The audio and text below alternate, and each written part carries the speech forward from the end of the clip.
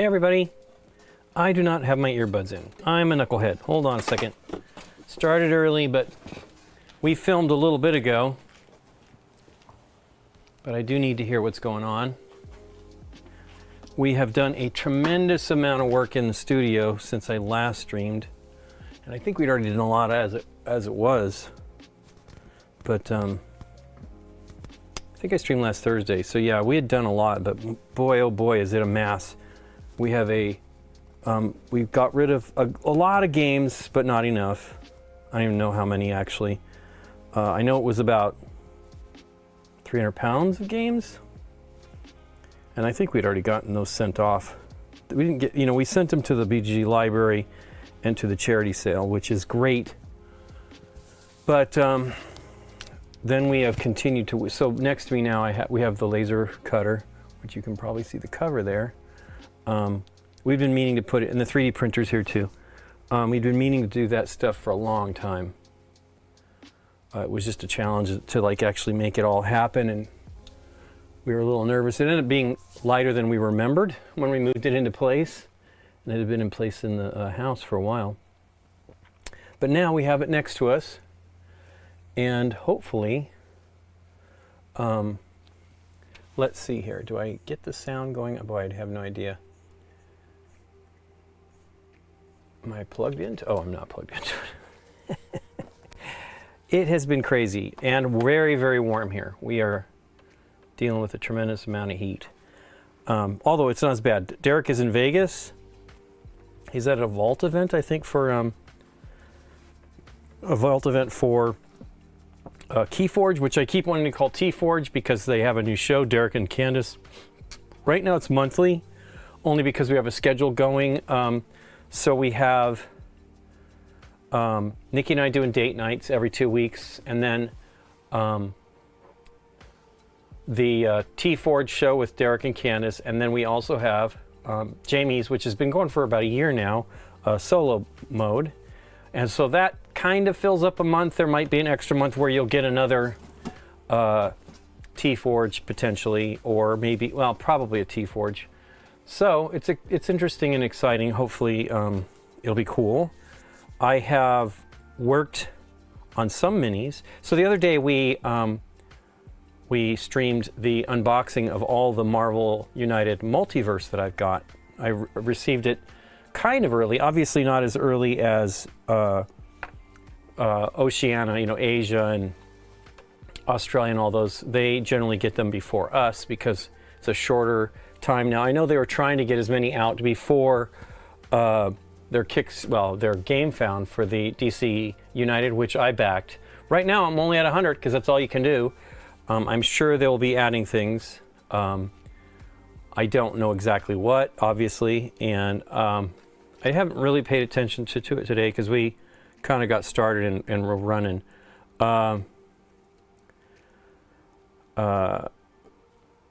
So much stuff going on here. Anyway, other than that, we also had the Spiel games go live today. That was actually with 6 of us playing many games that only support, well, 2 games that only support 4, and 1 game that supported all 6 of us.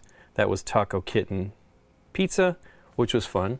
They were all really fun. You'll have to wait till next week's discussion video. So we have put everything together. We have, because they are announcing the winners all at the same time, they also announced, I wonder if they split that last year. I don't remember. But we did do a separate discussion video with Brian, Tashi, Nikki, and me. And we, it's fine, but it's always more fun. I mean, Tashi is getting used to this, right? She's not necessarily at that level as a critic, which is totally, I mean, we're not critics. We're just talking about what we like. It was funny that I said to Nikki, I go, she didn't figure out that every time we were coming to her with a game that she'd need to know to think of something to say. Mostly it was, thumbs up, which is good. I mean, I'm happy she had a good time. But it was awesome because we had Dave and Mike and Nick and myself and Brian, a bunch of adults playing the kids' games, and it was actually quite a lot of fun. So those videos are up. I know we never get a ton of people watching them. I was hoping now with the discussion video integrated, maybe we'll get more people watching, but I doubt it. We do 3 of them, almost always 3, because almost never have we played. Maybe the only time was when we played Brian's game, Ghost Fighting Treasure Hunters, in its original form called Geister Jahres. We had done that with Brian on the show first season or early second season, and then it got nominated. And so we just put that episode out with the others. But normally we have never played that. We never get to play the kids' games in advance. Christoph is who's heads the children's jury. He likes to recommend games to us that we might enjoy. And I wish he'd do more, to be frank with you, because I would like to actually just do the kids' games once in a while. We have done that before, but a little bit more, because I think we filmed with Brian Toshi in 2019 several games after the nominations, and they were good games. So anyway, let's see what else is going on. Hey, Time Roller, I missed you, I think. Hey, Laura McKenzie, the Magic one looked fun. Magic Key one. Magic Keys is really fun. I also feel, so Wolfgang Warsch did the Große Kleine Edelsteine. That is Big and Small Gems. That game's great. I will tell you now, picking games this year is very challenging. It's all, hey, there's Nikki P. It's always challenging to pick them, but she's been working outside, so it's like, it's very hot out. Yes. And crazy, I don't know why she's doing any yard work, but she wanted to get some stuff done. Because the green barrels are important. Yeah, we got to keep them empty for the next time. But if they're empty right now and they're still empty tomorrow, that's good. They're, Yeah. you know, I mean, for the weekend. But it's so hot, I don't think we'll be working on that stuff this weekend.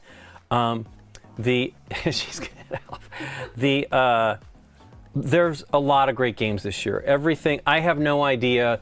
Sometimes you feel like you know this game couldn't possibly win, and based on what we chose and things like that, I very well, you know, I have a good reputation for picking what I think the jury might select. It's only been recently that I was a little more consistent, but I had always been in the. So Mark Johnson used to keep track of that information, who had gotten who was like what the rate was, the rate of accuracy was, and I honestly feel he should include because what we do on those videos is we choose what we would pick if we were on the jury, and we choose what we think the jury will select. And I honestly feel you should include, if they picked it on their selection, they should get a half point. Because, you know, although one of the ones that stick most in my head is I picked Push a Monster from Queen Games instead of Spinderella. And I think Spinderella, you know, it's the toy factor, and I'm almost always not on board with that. I mean, not that that's a thing. It's just that I don't know, it's a weird choice on those games. And I did not have as much fun with that game as I did with Push a Monster. And but I also don't play them with the kids. I mean, you could see why the toy games, the Toy Factor games do very well. But it was awesome. Sky Team, so do I think it can win? Well, I absolutely think it can win. It would be the first time a 2-player game had won. And I feel that's a very good chance that they could pick that one. I mean, it's a fantastic game.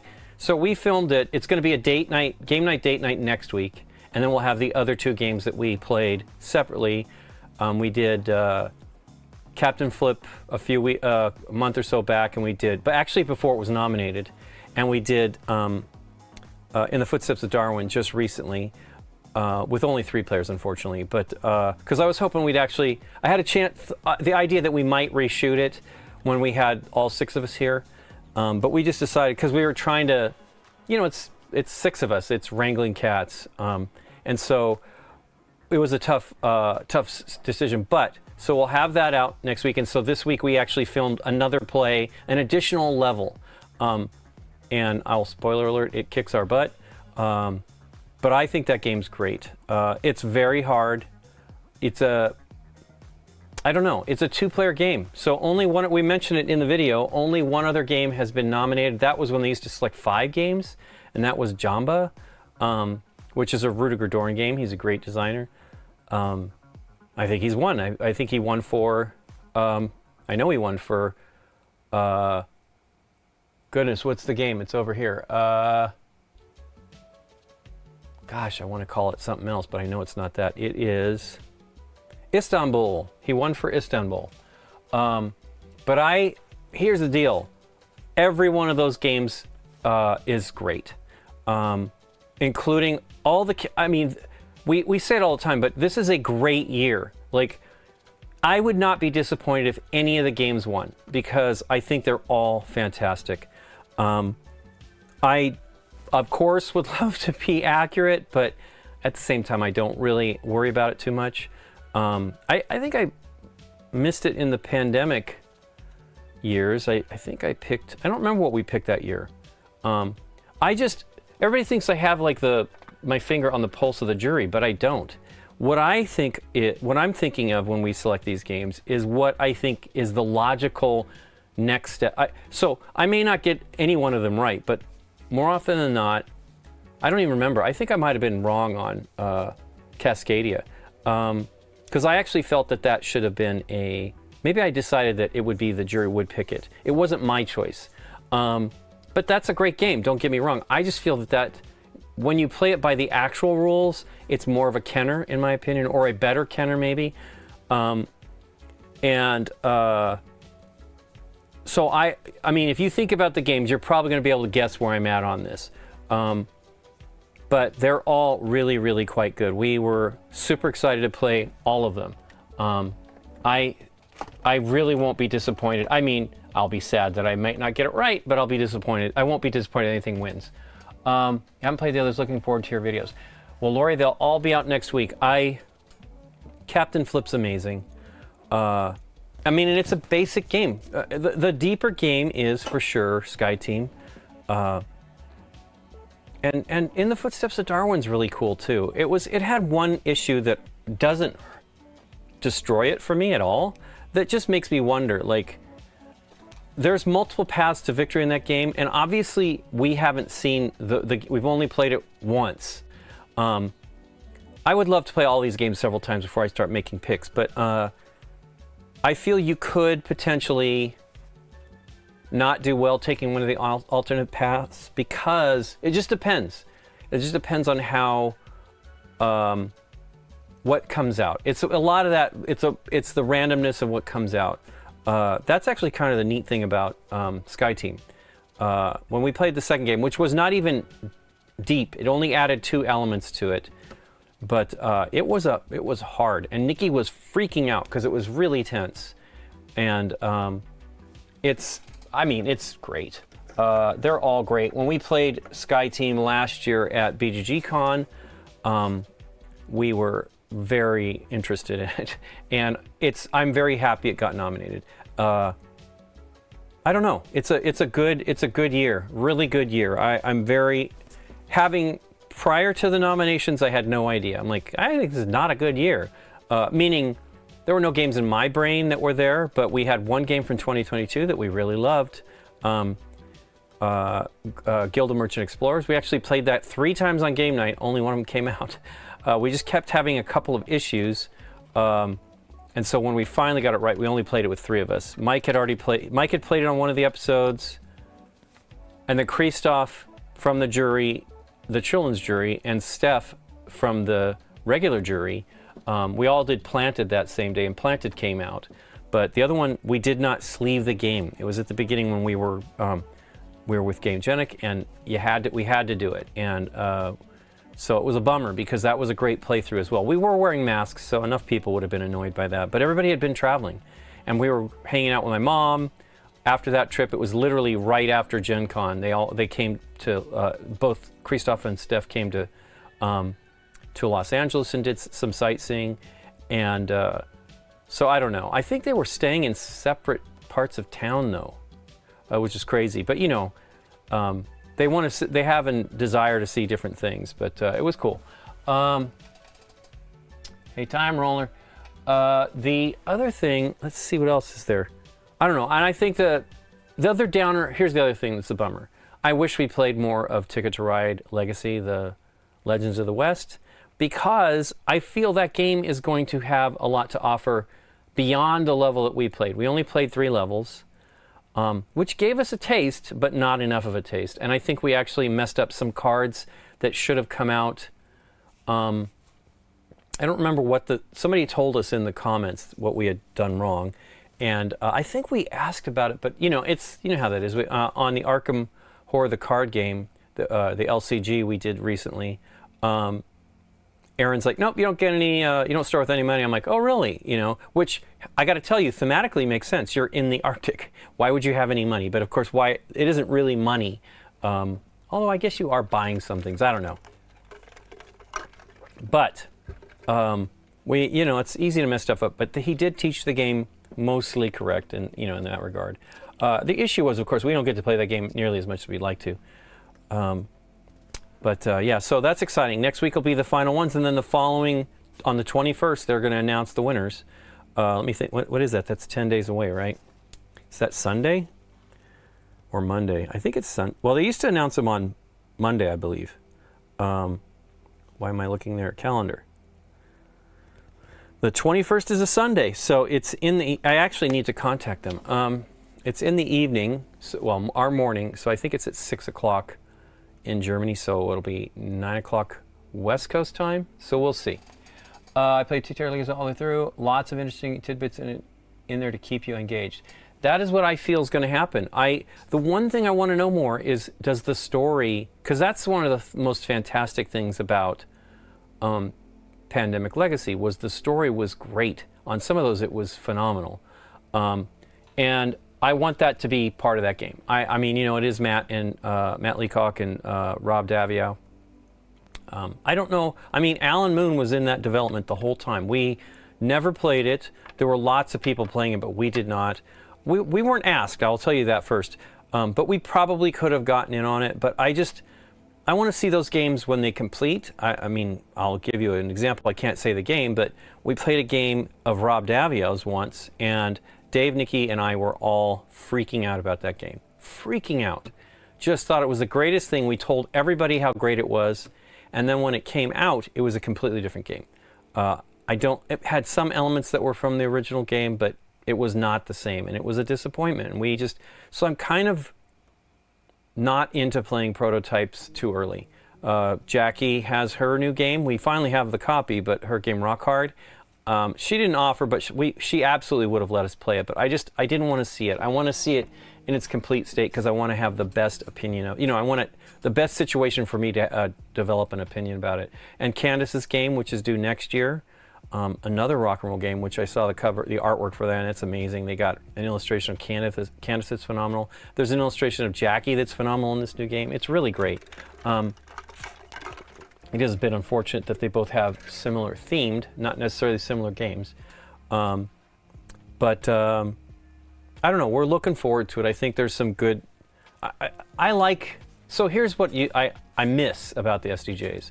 Of course, in the past 12 years ago, 13 years ago, they only picked one. I mean, they picked a children's game and a Spiel.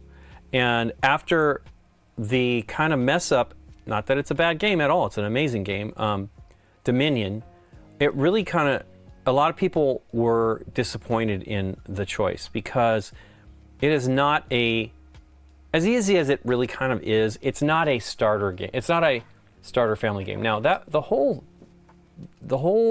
selection thing was always, I don't know, there was many deeper games because El Grande is a winner. Catan, which is not exactly hard, but it's not super easy. It is. Here's what I think is great about Catan. Catan is a great game when it's taught to you. It's like, oh, but when you look at the rules, which aren't that hard, but when you look at it, it's got that plus the almanac. It's kind of intimidating, and ultimately, it's not a hard game. I did not buy that game prior to being taught it because we had started playing board games in 1998 when college time, and our friend brought that 3 years later. So I saw it at a store in LA, and the guy's like, oh, it was like, I believe like $30 or $35, and I thought that's too much money. When we played it, I was like, dang, I wish we played it earlier. I wonder if it would have had the same impact. But I mean, it was the entry point for us into modern Euros. I don't think we played any Euros at that point. I might have played some Euro style games back when I was younger, with my friend Vince, that we put together our game nights back in the day. He and I played them when we were preteens and stuff like that with some older guys, neighbors of his, every Friday, and it was amazing. I don't think I went every Friday, but I went a lot. And they had everything, you know. They had games from Avalon Hill.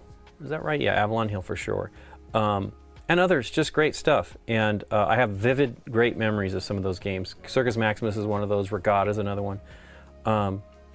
But when we played Catan, it was a big changer for us, big time. I mean, we would not be where we're at now if we hadn't played, if our friend hadn't brought that over. And yeah, I really don't think, I mean, that's how I found BGG, all kinds of stuff from that. But I think that the jury has always picked, well, you know, the breadth of the games that are released now has grown exponentially in the last 20 years, and I think tremendously in the last 14, 15 years. You know, because it used to be that I started with what I would miss about the jury. I'll tell you in a second. The types of different games coming out now is massive, and what I miss is you would see those 5 nominees, and it would be many games I hadn't heard anything about. And once I started going to Nuremberg, which is Spiel Messe in 1998, I started to. We actually had people going. Eric and Chad used to go before I started going, and I only went like 3 years. 18, 19, 20, yeah. And I started to see the games at that, so there wasn't as many surprises. So I've kind of, spoiled it for myself. In the recommended videos, there's lots of surprises this year. One that I'm particularly interested in checking out is Beer Pioneer. But those are all great. It's really cool, but I really like the surprise. So for me, the nominees this year, only the children's games are the only ones I knew nothing about. Every other game, I mean, we didn't play Captain Flip. I mean, we did play it before it was nominated, but we heard the buzz. We are friendly with the publisher. We've met Antoine Bauza many times, and he's a very nice guy. And Thomas Provost, who's the other partner in the company, and he wanted us to play that game when we saw him last in April. We didn't get to it till May or June. I think it was May that we finally played it. And it's June, because we played it with Aaron. But we wanted to play it. We had it on hand. But yeah, it's a great game too. I mean, but that's the only one that we didn't know anything about. We knew about, In the Footsteps of Darwin, somewhat. I had heard about it, but I didn't play it. So I guess those are kind of 2 surprises, sort of. So maybe this year was a little better than it had been. But you know, part of the thing is with the jury now is they are gamers like us. They are into deeper games. That's why I say I don't think I'm going to pick very well. I don't know how they go about it. I know that Tom Felber, who used to be the head of the jury or the chairman of the jury, he had a really intricate system to play test games with the audience. He had hundreds and hundreds, if not thousands, of play testers that they're not play testing, they're just playing the game. He would have a big event, he'd bring all these games, people would play them, he would just watch. And he was very, very particular about the rule books. Some games, there were a few games that probably got nominated when they shouldn't have been, so maybe the award was a recognition, but not likely to win because the rulebook had problems in German, and that makes a big deal. Hey, Bruzy, was a turning point for so many. It really was. Catan was massive for us. Lori, OTTR, you mentioned that. That's awesome. So yeah, we want to play more, and so I'm really not coming when we don't get to play the games a few times. Another thing that's a big factor for Nikki and I, anyway. Because Rusty's not involved this year, which is a bummer, because he had played none of the SDJs. And normally he would have. At BGG Spring, the jury would they would announce the nominees for everything, the Kinder, the SDJ, and the Kenner. And then that week, so they announce it on Monday, and they'd be here on Thursday. for or arriving Wednesday probably for BGG-Con, where they would have tables set up with like basically three tables or 2 tables, I think, of the Kinders and 3 of every other game that was nominated. And we would go and play them all, maybe several times. And I think that probably harms us this year with knowledge. Now, I've talked to the jury members while there's usually 3 at the event. This last time that they were there, it was 2 children's jury folks and maybe one of the regular jury members. I can't remember now. It's almost always 3, but I might be confusing that because they also go to Gen Con and there's almost always 3 for that one too. And I've talked to them. I see what kind of gamers, kind of what they are. And we've talked to lots of them over the years. We talked to Tom. I've talked to Harold. Harold is, he's focusing more on Germany, which, that's what the market for this game is. But, the goal of that award for, I was using the Sentinel as a measuring stick for all of the large minis from the new Marvel multiverse. I feel it's a good thing to have that international award. Now, it doesn't have the impact in Europe, or in Germany. The mainstream media talks about these. Now, it may not be as important as it was before, but this is one of the things I think that needs to be taken into consideration with the jury, is they need it to be a populist kind of game, one that many people would appreciate, because number one, they make their money, because they don't make money. It's it's a not-for-profit organization, I believe. They make their money from the popple being on the boxes of the winners. They have to pay a percentage. And I mean, that seems like it's a bad idea, but it really isn't, because it means as successful as the award is, their success in funding the work that they do, because they do many things. They do scholarships, they do events, they do lots and lots of stuff. They also have a whole tolerance message that they're doing now, and they're teaching folks in it's a great program that I wish there was something like that in the United States, but we just don't have the culture for the board games. There is more and more people that enjoy games, but we're a massive country, so we probably have more gamers than they have in Germany, but we just don't have them centrally located. So you go to Gen Con, and that's one of the big magnets for board games in the year in the United States. And you got a gigantic one in Europe, in Germany with Spiel, and so it's an interesting kind of situation. But I think that they do a pretty good job. When I talked with Aaron after we played Captain Flip, he just felt that they weren't for him anymore, and I'm like, well, number one, they never were for you. That you were not the target audience for that, and that's the big case that many of the jurors and the chairman and stuff like that have made about it. But it's still a great award, and it is the most transparent of the awards, in my opinion. I don't know all the jurors. They don't hide them. All the people are some sort of a journalism person. They're either bloggers or they actually write, and that's important. And they actually have publications in Germany that are successful. I don't know how successful they are. They used to be in magazines. I know some of the, or newspapers. That was a thing that it has probably diminished in time, but I don't know. It's interesting. It's that we always get like publishers and saying, oh, you should do the same thing in the United States. So they should do an award like that. I'm like, we don't have the journalists, and those are truly, I think, the right people for it. I don't know about, I don't know how the Dice Tower Awards are selected. I know that there's a panel of people. It's not small, but we don't know who they are. And we don't know if they're industry people. I know that.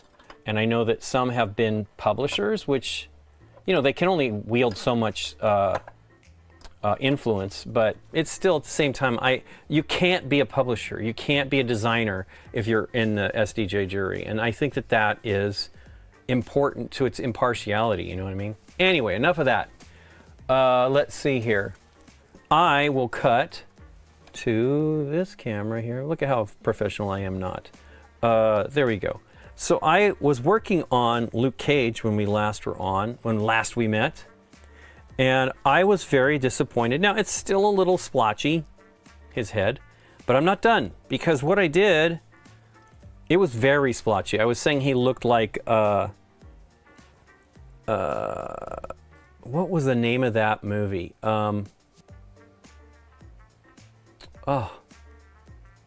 Anyway, I felt I did a poor job. Now, it's a little splotchy still, but I think I will be able to even smooth it out more. I just kept basically stippling the light spots with the darker, the paint, and it evened it out a lot. That was only one go at it. I hadn't done any more than that.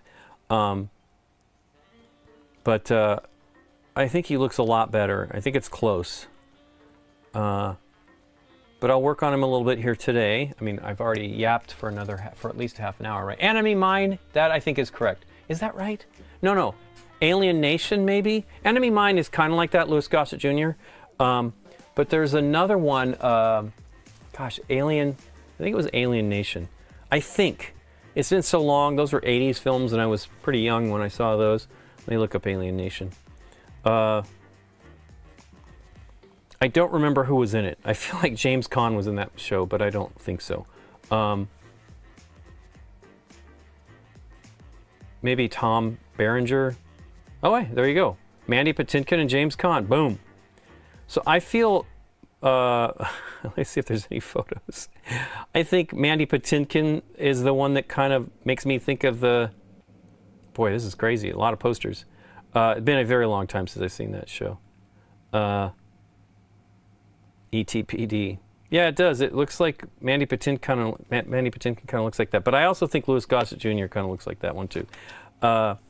Anyway, both of those were pretty good movies. Do you remember? I mean, I think in Alien Nation, Louis Gossett Jr. has a baby, and passes away. So Dennis Quaid has to raise the baby or something. I can't remember. Been a very long time since I've seen those movies. I was reading an article about it recently, about movies in general, and I used to go weekly, at least once a week. When I was at UCLA, I was good. I went to school, but during the summer, when I was taking some summer school, I was not quite so good. I would go to the movies sometimes. And I'd see just about everything I was eager to see. And it has definitely changed. We don't really have, it's kind of expensive. We don't have a ton of movie theater choices here locally anymore. I mean, there's still 2 theaters, I think, nearby. But a lot of things closed, or, they became something else.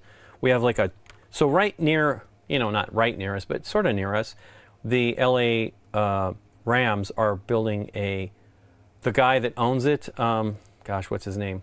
He purchased 3 properties. 2 malls and a former Blue Cross Anthem building, and they're going to raise the Blue Cross building. I'm actually shocked they aren't raising it prior to the stadium stuff. They have practice fields being built, and I think those are all temporary. So that's probably what the deal is. They're probably going to build the stuff on the mall parking lot, or the mall building space, and then come in and raise all that stuff, because they're building a stadium. They actually got, I think the trick is they convinced the buyer who's interested in it, wanted them to get permits for a stadium, which we couldn't understand why. Now that we know it's a training stadium, big difference. But I think he's going for in Dallas, in Arlington, they have a huge Cowboys facility with dining and all kinds of stuff around it. And I think that he's going for something like that. So who knows? We'll see. But it definitely, that means we lost those theaters. Yeah, so the AMC there moved in, so that moved into the other mall, and it's a little smaller set of theaters. They are fine, but they're not that great. We are disappointed. Whenever we go, last time we went, it was not a great experience. So the last time we saw a 3D movie, they gave us the wrong glasses. So they have IMAX and standard Real D movie theaters in there, and they gave us Real D, and I'm like, what's going on? I mean, I had no idea. And I should have known, because number one, I think Real D ones are in bags, and the IMAX ones are like in a dishwasher every time they clean them. That doesn't mean they don't clean the other ones, but the other ones were bagged, and these were bagged. And Nikki and I should have known, but I'm like, what's going on? Then finally, both Nikki and I are like freaking out, like, what is happening? Because it's like flipped. The dimension is like inside out, you know, kind of a thing. And so not that movie, but we were unable to actually really enjoy like the first 10 minutes. I think that was Guardians. So that was Guardians last year, Guardians 3? I think it was, maybe it was the year before. I don't know, it's been a while. Nikki won't really watch that one again. Hey, Cicely, how you doing? Cirrus Benzo, Proprio Louis. Well, howdy, how you doing? I'm painting today. I'm going to be painting. I'm already working on Luke Cage. I'm going to try to finish his, reduce his Alien Nation scalp here a little bit. And then I may be trimming, I kind of, so we unboxed all of the Marvel United Multiverse, and I kind of want to start, I was trimming minis, smoothing out the mold lines on. I actually am eager. So I've only done 10 minis from, oh no, that's not true. I've done 20 minis because I did the Spider-Man, Spider-Geddon, and I did the main box from X-Men. And both of those boxes are using a new style of plastic between what was in the first wave of stuff. And I don't love the plastic. I mean, they look fine, but I'm not really great at cleaning the mold lines. Maybe you can see here, like there's a mold line on his pants here that I just didn't get right, 100%. I mean, there's folds there as well. But you know, the way they do like minis from Citadel, Games Workshop, they often will put those mold lines on the edge where you're joining two pieces together so you don't notice them. So it's not quite as hard to clean them up. These are hard. Let me put some glasses that will allow me to see this stuff. You can see a little bit here. I did a pretty good job on this. I mean, you know, this is tough. Yeah, these are pretty good. But I think they look good. I mean, they're closer. I feel these are probably, so I've been trying to get things to do two of everything. These are two of the closer ones. Again, the undercoat was not 100%, but I'm doing two, one for myself and one for a friend, and I'm probably going to start doing Scott's too because he's just never going to paint them. He used to paint them on the stream with me, but he just doesn't have the time for it. He's got a lot of other stuff he's working on. The site's very busy. I did not stir that paint up. Hold on. Hold the wire. Derek is in Vegas too. Oh my gosh, it's been so hot there. I can't even imagine. It's been really hot in Phoenix too, so, or you know, Arizona. So we're warm though, don't get me wrong. We are definitely not on Easy Street. They keep saying it's cooling down, and it is, but it's like 5 to 10 degrees cooler. What does it say? What did you, right there? Mount Etna still spring. Ah, nope, Laurie. Aha. Oh wait, I see for now. Yeah, actually it is kind of. Okay. Wow. There's a conversation going on there. Interesting. Sicily. Yeah, so the BGG cruise, they did not go to Sicily, I don't believe, but they just went through and they just got back last Sunday, or they got returned to port last Sunday. I do wish we could have gone to that one. It's just, it's so expensive to fly to Europe on top of, I mean, BGG will pay for the cruise, but, because we are special guests usually, but I will tell you, as much as I would like to have gone on it, I'm very happy we didn't, because we have taken care of so much stuff in the studio. We're not quite at equilibrium yet with the games. Part of the problem was, so next to me right here is a big shelf with all of the Marvel United, and Nikki's getting it all together, and I said, well, you know what? There's more coming. They're here soon. And of course, like 2 days after we were done, a bunch more showed up on Sunday, last Sunday. Which is a bummer, because goodness gracious, we got so much to do. Here in New Mexico, we have usually have high temps, but very low humidity. Yeah, we've had some humidity too, Time Roller. We're generally low, maybe not as low as New Mexico, but it has been humid, and so last week we put solar in, and I have to wash the tiles, the panels, which you would think, oh, you don't need to do it, but well, you do need to do it. But we've had to do them a lot because number one, we have some construction in the area, and it's terrible. We have real fast buildup, and I was looking at the energy, the output, and it was like, instead of like a nice, so the way it works is here anyway, at this time of the year, because we haven't had it we only just got it going a few months back. But what it would do is the amount of panels we have, when it's the brightest, we basically have like 3.5 hours or so of, at this time of the year, of peak performance, 100% of what the panels can, well, not 100%, but 100% of what it actually gives you. Well, I was noticing the bell curve was like, so it'd be like a curve and then flat and then back down. Well, one of the days just before I washed them, and it only had been a month, it was a total just bell curve. And so we only had like an hour and a half or 2 hours of good output. So I was up there and doing that in the heat, and I don't love it, I'll tell you that. And it was early. I got up at like 7:30. Well, that's not really early, but it's pretty early. I got up at 7:30 and washed them. Now, they did go a little quicker. I used a little bit of soap this time and all that stuff, but goodness gracious, it's bad. And so we are very happy we got it. It's been amazingly consistent, and we are absolutely, right now, only paying the cost of being connected to the grid, which is really interesting.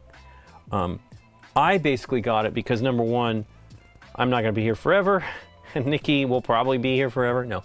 But I want her to not have to worry about those kind of bills. And we, you know, it's fluctuating, and our grid used to be real solid here in Southern California. Now we have a lot more things going on, but we have like NASs and computers and all kinds of things running, and our power has been really kind of patchy. Not as bad as like Scott, where he used to live. He had real problems all the time with the consistency of his power, and then his new place was like amazing. So I was like, wow, you must be, because he lives not close to the airport, but kind of close to the airport, Dallas Love. And I thought, oh, you must be on the same grid there. I mean, I'm sure they got emergency generators and everything, but now he's been starting to have bad power. But he actually got, so while we were there the last time, we had some crazy storms, and it took the power out like right away. And so they are putting in a generator, and I think he's going through an actual connected to his natural gas generator, and he has to go through the agency, you know, the building, probably the building department and the water and power, whatever they have. I can't remember what they're in. Something, I can't remember what the name of their power suppliers are. But yeah, we needed more consistent power. We knew every time we went away, our NAS that we connect to sometimes while we're gone was down. And I mean, it does have a UPS, but now we have a whole house UPS essentially. So it should be better. This will probably be my last coat. I'll be satisfied. I mean, nobody's skin is perfectly unmodeled.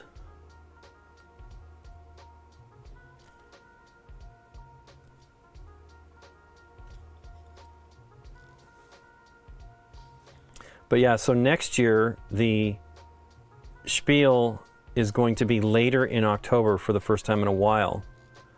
And I don't think the cruise that we have is announced for next year, but we were hoping to go to it, but it doesn't look like we're going to be able to go.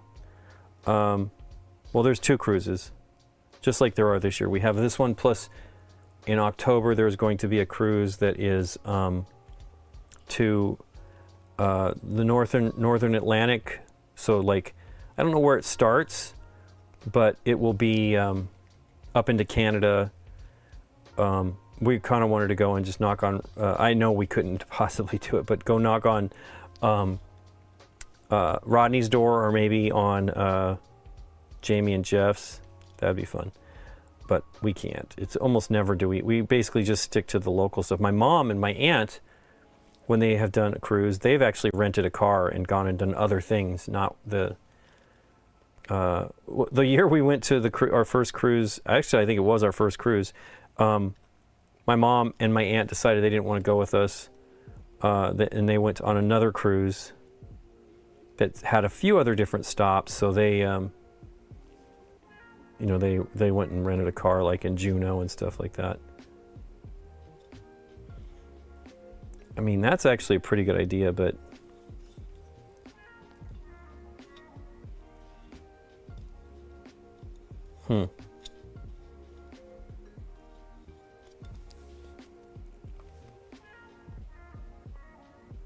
we've been real lucky being able to get 4 people on game night, and we had 6 for these, but I think we did 3 with Dave, which it's okay. But we have some more, and we are trying to get Jackie's Rock Hard game done before we go to, we only have 2 weeks. We leave in 2 weeks for a little over a week and a half. So we'll see. It's so bad. There's another game, we're doing Brian's game. Brian has his 10th anniversary of Ghost Fighting Treasure Hunters. And it's got a new game mode, so we're going to play that with Brian and Tashi. And maybe if we can get a 5th, it would be better if we had 5, but it's just tough. Thankfully, Tashi and Brian are come together. I've told him he can bring his wife. I don't know how, I mean, she's a gamer.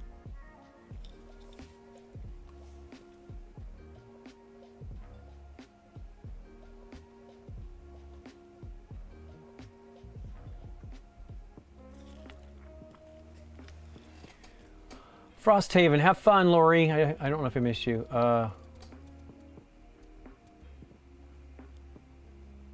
Modeled is a 10-point word. Thanks, Time. Oh, well, I'm a painter. I'm not really a painter. I studied art and design.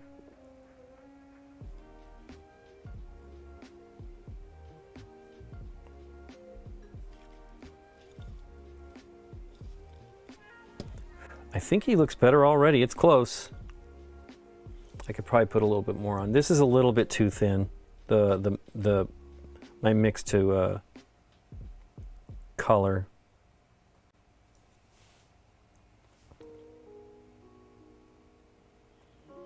So it takes a little bit more to build up. But here's the thing, I also don't want them to be so dark.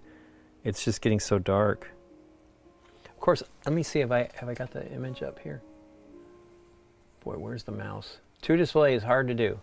Yeah, he's a lighter skin tone on this one. Whatever, he looks cool. I don't know if he was on the Defenders. I don't know. I mean, I didn't see any of that.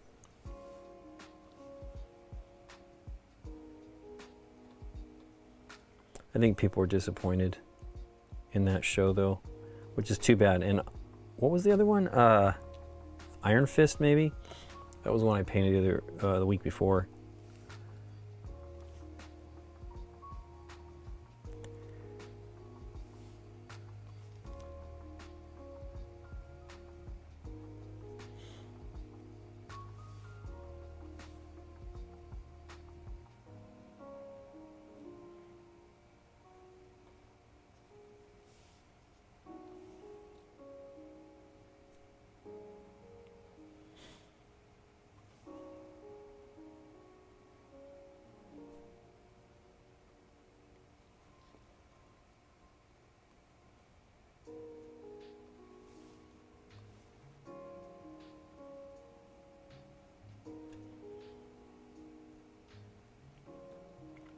Nikki's side of the family is actually from New Mexico, and her father met her mother, I believe, in New Mexico.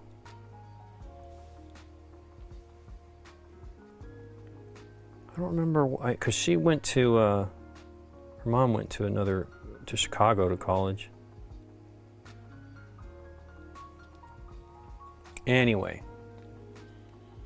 This one looks a little better. It's strange how, like, some of these part of that may be just the lighting. Boy, this really seems too thin. Maybe put a tiny bit more brown in it. But it's looking pretty good. And guess what? He's gonna be on the table. Nobody's gonna notice. This is not very full here. My rinse well did not empty well here. Okay. Next, I have not done the ground. Haven't done any kind of highlights, which I might do. I haven't done the belt buckle. I wonder if I should try. So I have these new, what do they have on the picture? It's a silver buckle. Let's try one of these. I've only tried one of the colors, and I think it was a gold. I don't know how good the silver is, but these are the newer Speed Paint 2.0s, and they have, ow, a metallic speed paint. Wow, my ankle's folded over like a fool here. They have mixing balls in them, which is pretty great. I think these have the same amount of fluid, ounces, or close. 18, so it's the same as these. 18 milliliters, half an ounce, or no, 0.6 ounce. I kind of like that they give you the mixing balls. I think some of these paints are, it's kind of important. Now I have been adding mine mixing balls from these ones from Monument Hobbies to my contrast paints from Citadel Games Workshop. And I think it's important because the you like Defenders more than the separate shows. I need to check it out. I'm excited that Deborah's back. I don't know how that all, any of that. I mean, I know that John Bernthal's on the show, so I haven't talked to her about it. I know she really liked John and Charlie and Vincent, so she was very happy that, I'm really glad she's back. And that it's out there. We kind of had to keep our mouths shut when we found out that that was happening. Not that we are really privy, it was just she told us a couple months before she went and wasn't 100% certain on it, but it looked like it was happening, so that was really awesome. So these are actually contrast paints. I don't know how, let's put a tiny bit of the speed paint medium. Love watching all of you following the story. It was really a fun experience to watch. Oh, the initiative. We were just talking about that today. We probably won't be doing a mini-series type thing. Well, they put the agitator balls in here too. We probably won't. So Derek and, wow, that might be too much. Derek and Candace's show is not, it's not a story, right? But it's the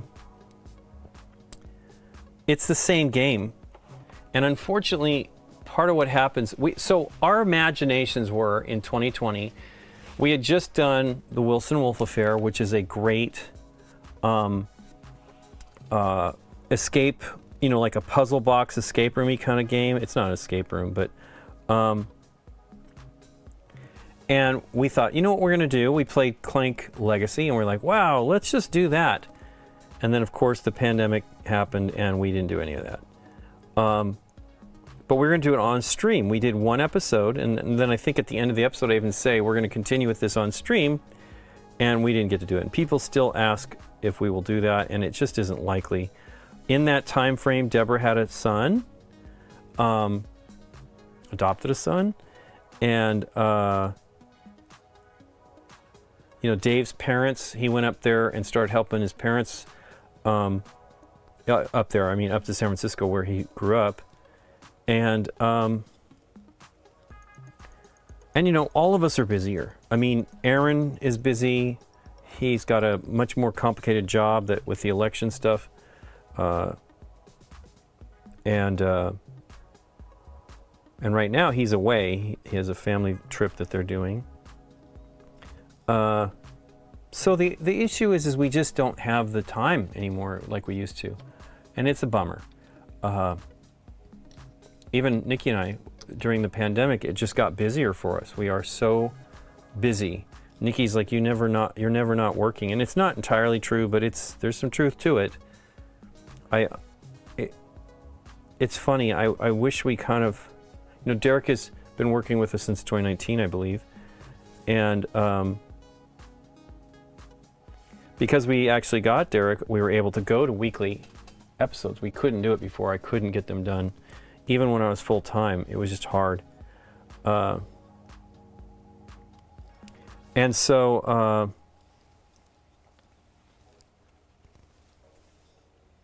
it would be nice, but the problem is as an actual game night episode, those are tough to do because they it is sort of diminishing returns. People watched a lot of them watched the first one, and then we had a good amount, and I think over time they'll probably continue to get views, but it's just not really great for us in general to do.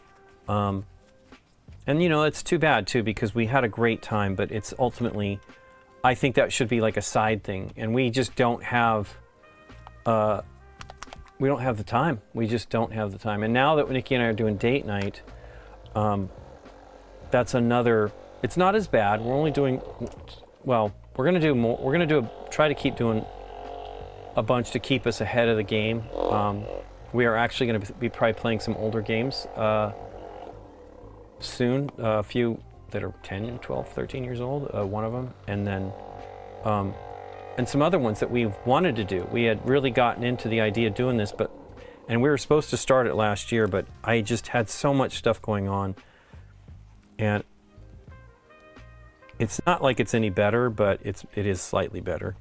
And Nikki's editing, so I didn't want to give Derek. That was the other problem, is I didn't really want to give Derek another show to edit. He already has a lot. Plus, he's now doing the show with Candace, and so Nikki wanted to do it. So I figured with only doing 2 a month, it's a doable project and not too tough. And she really did a great job on it.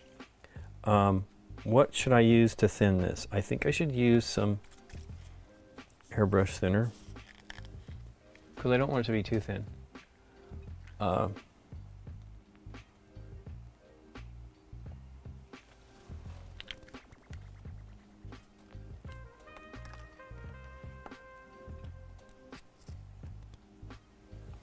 Oh, you know what? I'm also doing this as white. I kind of don't want to do white as white anymore. I probably should be doing a gray. Oh, darn it. Let's put a little bit of the gray in here.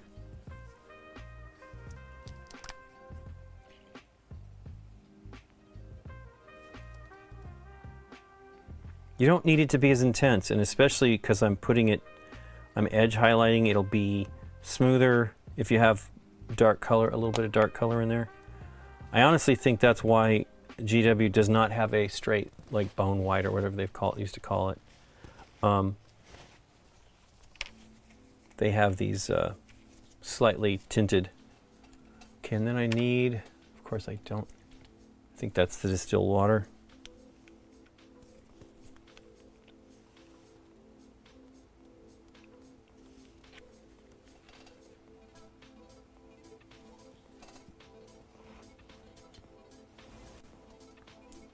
We don't really watch a lot of...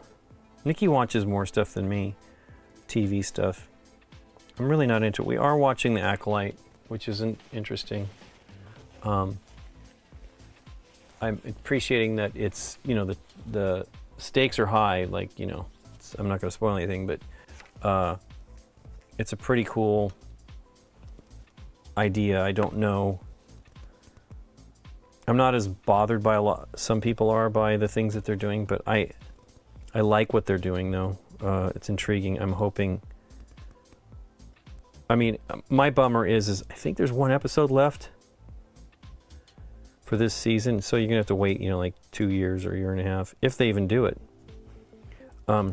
That's the other issue. Are they gonna do more? But like to see where they're going with the. Well, I don't know. I don't know. We're going to find out.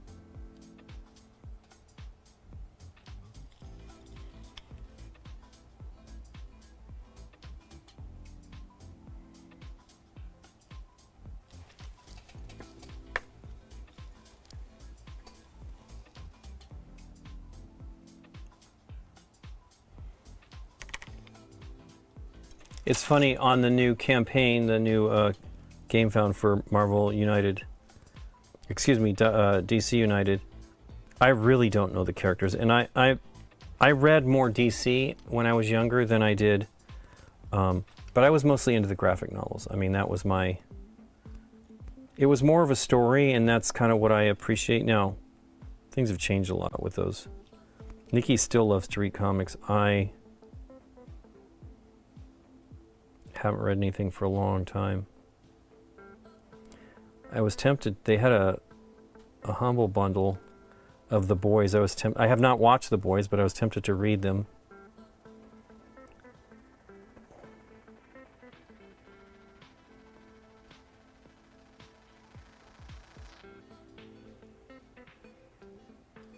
I really don't watch a lot of shows.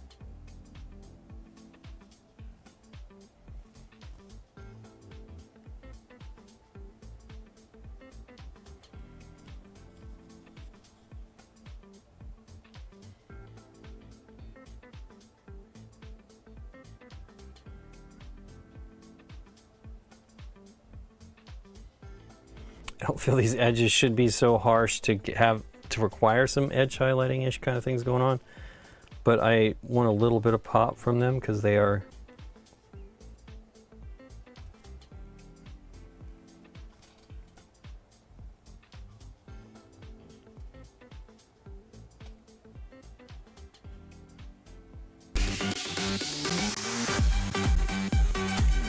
Hey, thanks for this. Thanks for the resubscription, Skeeve Twitch. No need to dance. You were painting. I did a little bit of a dance. I'm having fun working on these, though. This is... I was very sad. Yesterday, it's hard to actually... Even though there's 3 short episodes, they were a lot of time. And I ended up being up till midnight, which I don't really want to do. And... I'll tell you, one of the hardest thing is just doing the social media portion of the stuff. It's just a lot of things going on with that, and I know Scott would tell me just don't do it, but I like linking the publishers and stuff. You know, I mean, particularly some of these games here in the United States, the game could have originated from a U.S. publisher. For example, last year it was. Or not last year, 2 years ago, it was Cascadia, and I just want people to know, because you know Cosmos, I think, did it in. Ooh, that's too much. Cosmos did it in Germany, and I just kind of want everybody to see who's publishing this stuff. Cool. They do. Oh gosh, darn it. I really don't like this. It signed me out. I'm sorry guys, give me a second. I'll chat, but I have a problem with these. Oh man. I don't really like it. All this stuff is like, you know, confirm this, confirm, and I'm using very complicated passwords and I don't remember them. You shouldn't. I need to get the plugin going on this computer. I'm not really a Mac person. I mean, I've used Macs forever.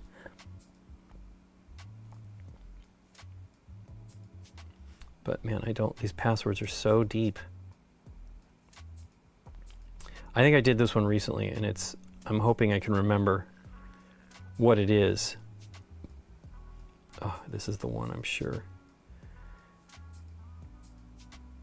Yes. Ugh. Wait. I think I figured out. Oh, drop my soap. Drop the soap. Oh, what was the deal with that? There's a way to see it. Oh, you know what? Maybe edit. There we go. Yes, that is the way to do it. Because I's and capital I's and lowercase l's really mess me up. So maybe I can go faster here.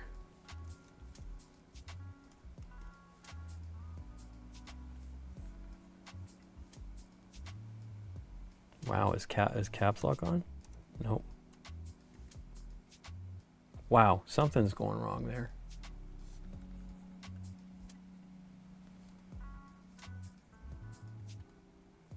Okay, well, this doesn't help me. I mean, it helps me so I know this portion is correct. But I need to get the plugin going here.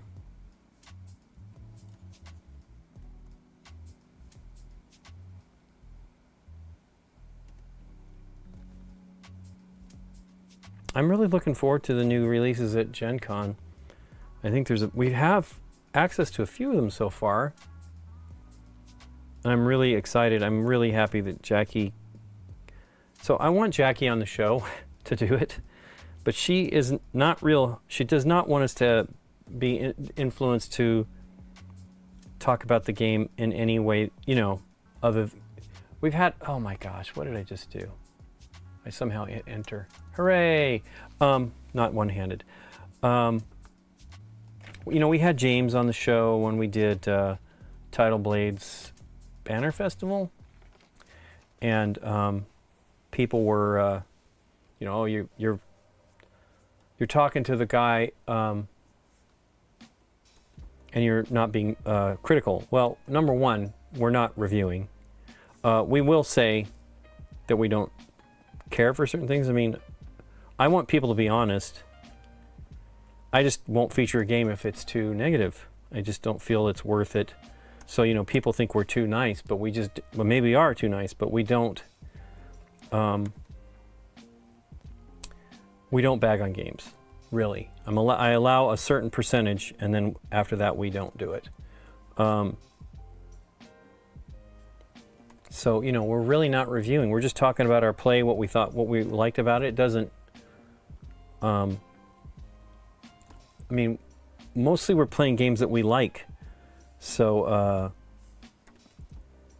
Nikki and I and Dave have similar tastes. So we definitely like, if the three of us are involved in the game, it's going to probably do well with us. Because one of us picked it, usually, or maybe Scott might have. He knows what we like, though.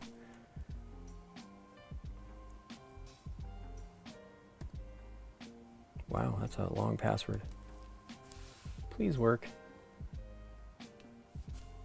Some error here to this login as well. Well, there we go, it worked. If I hadn't hit enter twice. This is the weirdest thing about the sorting. It should be alphabetical, and it is not.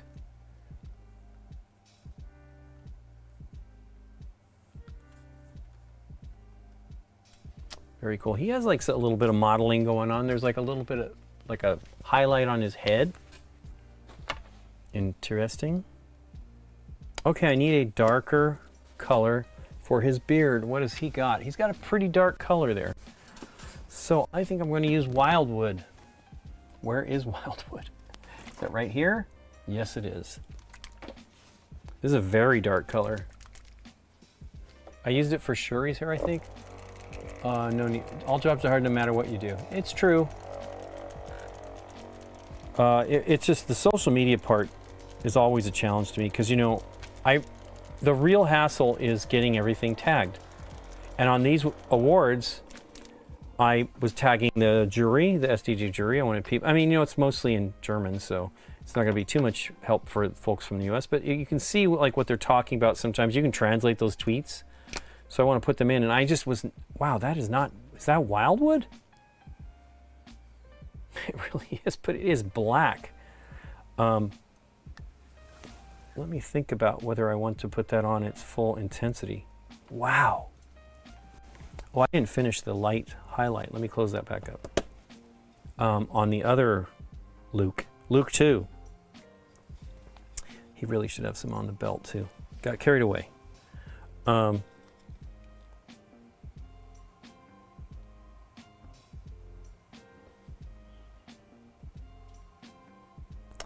good thing is if you enjoy your job, which I do, I like doing this. The social media part is just challenging. And it's, we could potentially have interns, but I don't know where we put them, and we have folks that could do some of it. It's just I'm particular with how I would like that stuff done.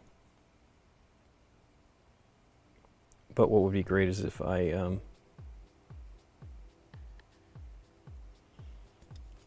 I could get the pattern going, the style going for someone. But Nikki's offered to help, and she does. She is editing Game Night Date Nights now, which is awesome. Dave has offered to do it. He's just not around as much, but he'd like to help out. It would be awesome to have him do some stuff. Right now, Derek, this is a tough time. He actually edited, the kids' games were not hard, but he edited some long episodes over the last few weeks. And that's just, it's hard on you. It really kind of beats you down. Whenever I've done them, I'm excited. I like being able to come up with the solutions to make it work. I feel like I'm not good enough with the larger brushes for this. The paint dries so quickly and clogs up real fast. Gosh, I can't believe we're going to Gen Con already.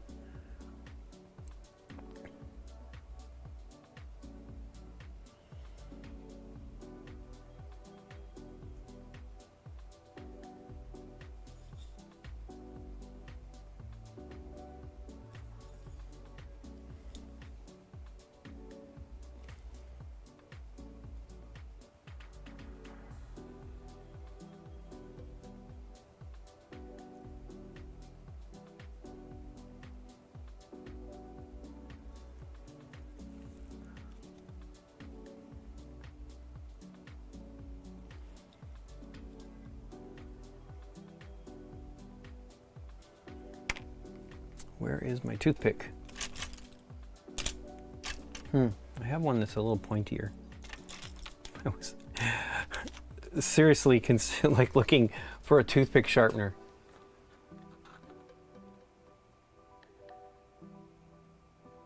You got to see me dance before going to sleep. Well, you have a good one. Thanks for joining us and chatting.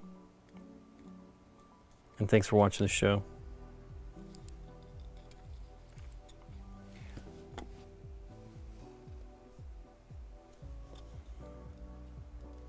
Wow, this is hard. But yeah, if I could use a heavier brush, a bigger brush, the belly would be, well, theoretically, hold more paint so that I could,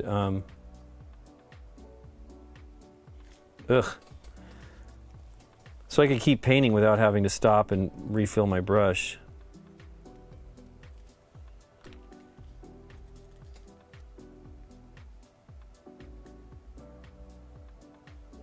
My head's in the way.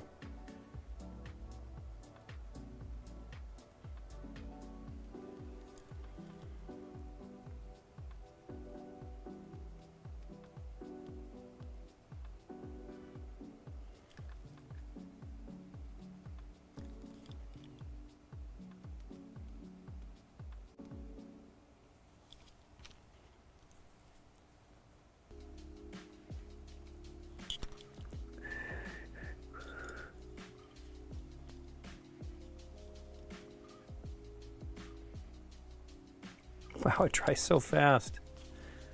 Well, it is a tiny amount of paint. I should really just get it wet and not worry about it so much.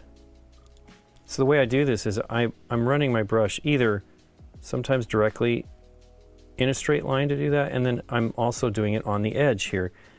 If you just have a little bit of paint where it's not too much and applies, you can do this very quickly.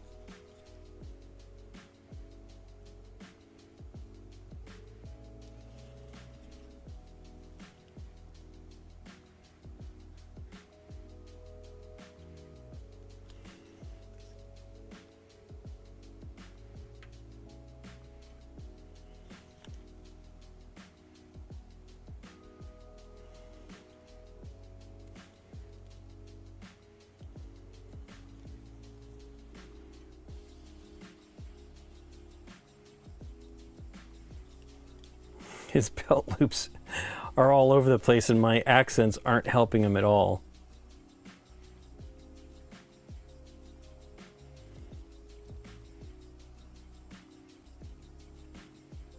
That looks pretty cool.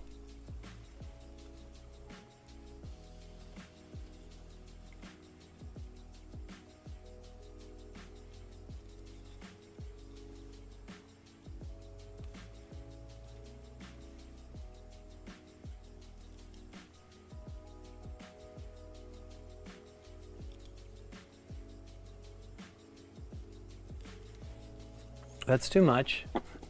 Not too much. Feed my fish. Eh.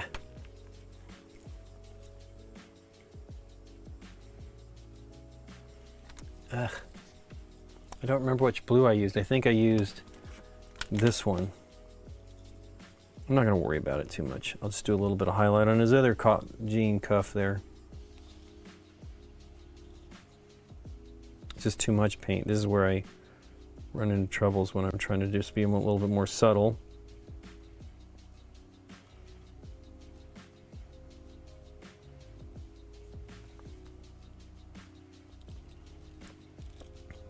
Okay, Luke, I'm done with you for a moment. This one's going to be all over again. Got to do it all. I do need to do faster. I want to be down to about an hour at most for each one of these. I mean, these are supposed to, I should be faster than that. I can absolutely paint quickly if, depending. I mean, of course I'm chatting and I'm not in the ideal position for me to hold the mini or anything like that because I have to take into account the camera.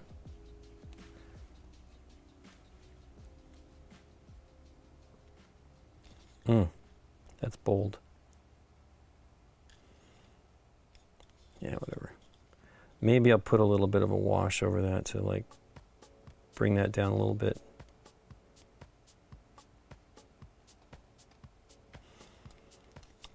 It really should be a lighter touch and it will be fine. That's not so good.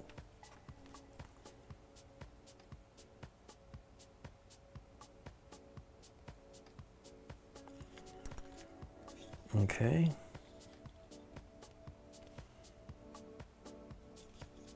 Oh,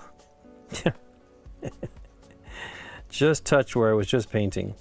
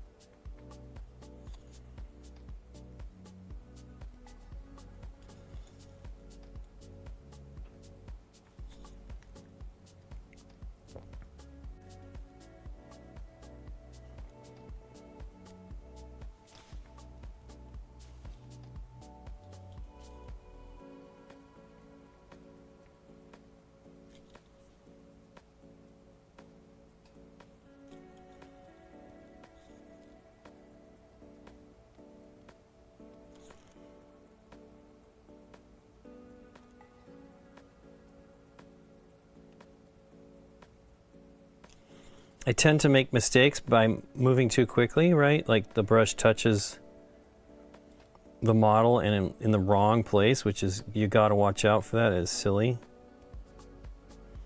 This is kind of the level of paint I want. Of course, it won't last long. But this is the kind of highlight I want. I don't want it to be too strong. Oh, I forgot there's a really, Adele Nikki and I really liked. Well, I think last year was her first time going. Maybe 2 years ago. I think it was 2 years ago because I went with Beth.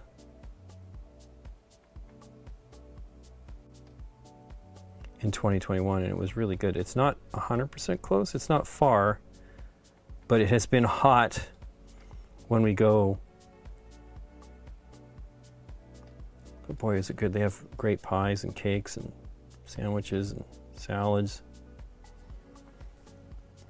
They have one in the airport, but it really kind of is a name only because it can't. Well, number one, they always seem to be out of everything. When Gen Con's happening, right, there's a lot more people in the airport, so. I wonder what the other cons are like. There's got to be a lot of people flying in. It is a massive convention center.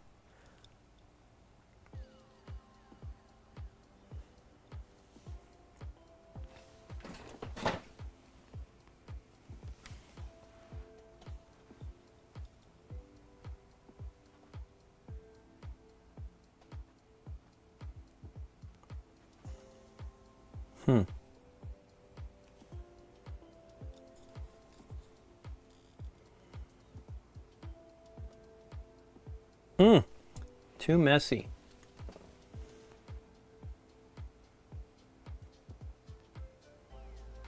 Too much paint.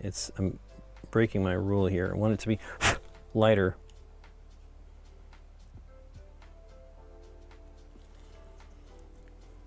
Ugh, it's dry. I can just keep moving.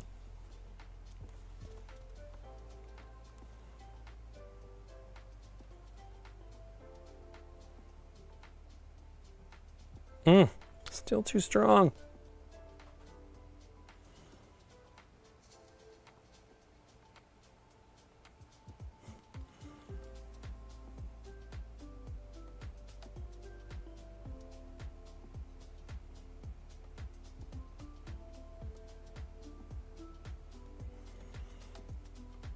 Ugh, touching myself, getting paint all over me.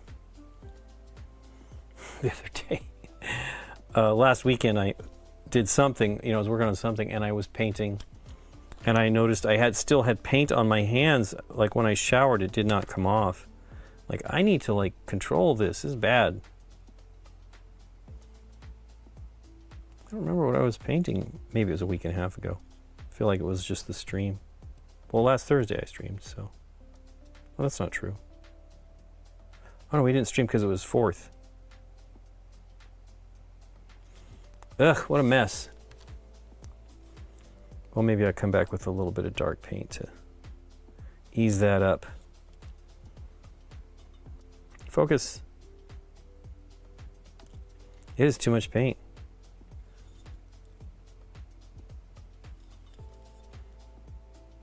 It's too strong. Too strong. Oh well. This will be the one I keep. I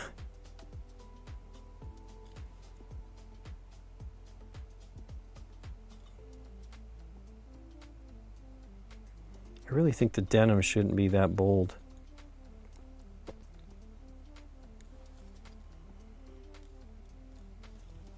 It is pretty strong on the back.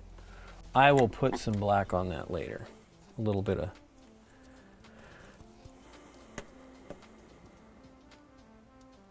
Do I have everything that I did on here? Not the back. I do want to do a tiny bit. I want the folds to be well, they're pretty strong.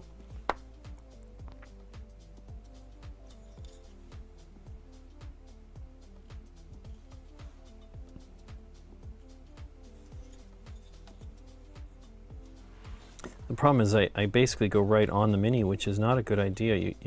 The whole painting it on my thumb thing should be a little bit to help with that and determine if it's too strong.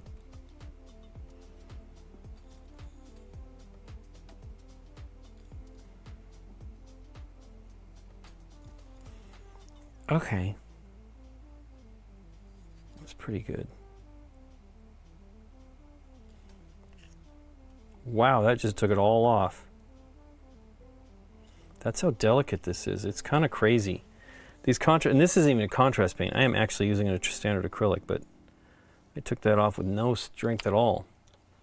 Okay, now we need to do his eyes, and I have white. This is somebody was saying when I was painting eyes on Jessica Jones that they're freaking out. Let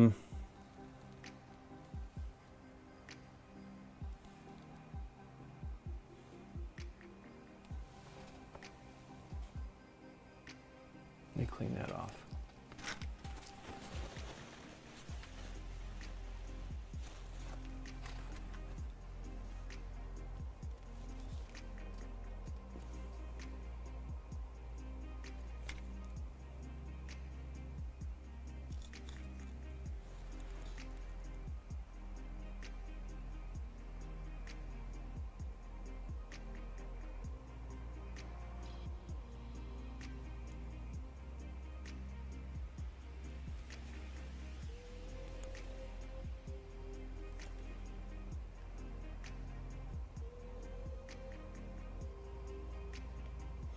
The crazy thing is these eyes are big compared to many minis where you don't even bother painting the eyes because they're so tiny.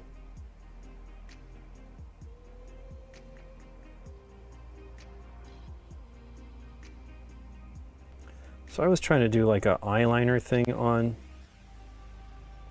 Jessica Jones. This is not right.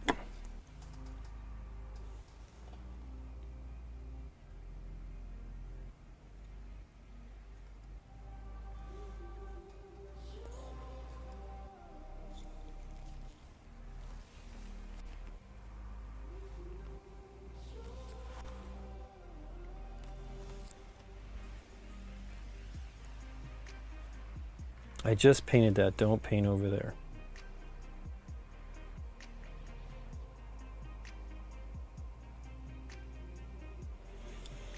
Okay, I just got a bit on his, under his eye. Bad deal.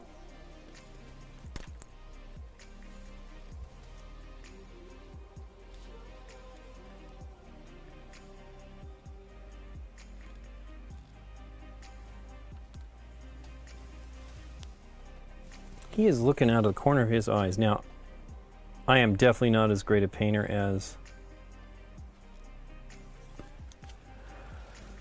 the folks at, oh hey, you know what? We have this dark brown. Maybe I can use that. The folks at Big Child, they're really good.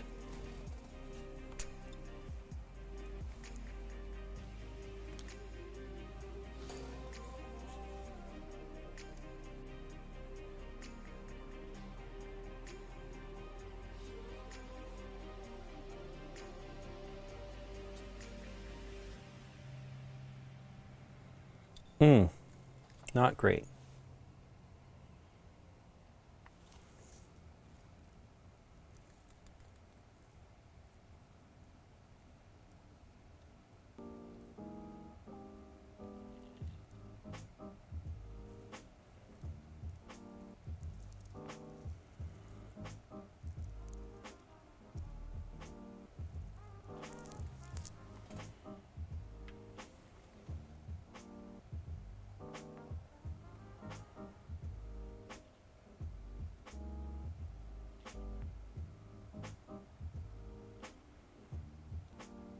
I think that needs a little bit of white underneath there. Not great.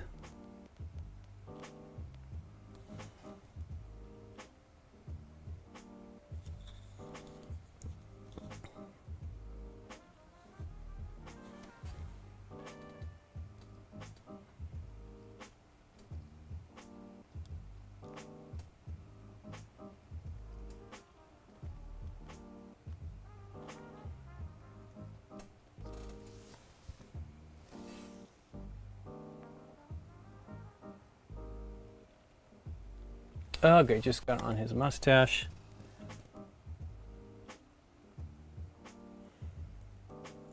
Well, really kind of on his cheek here. Almost have it there on the eye. See if I can make it not make a mess of it.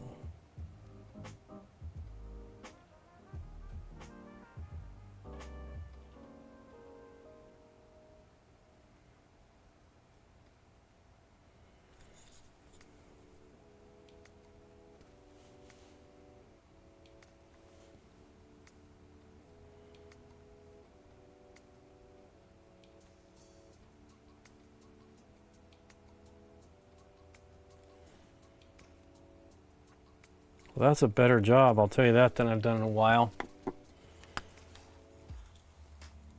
And I've done some really, I thought, really decent eyes.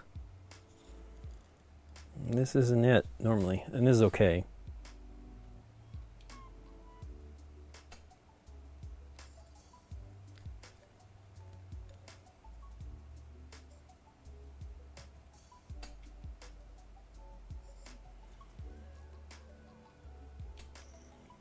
So basically I'm not doing any kind of iris.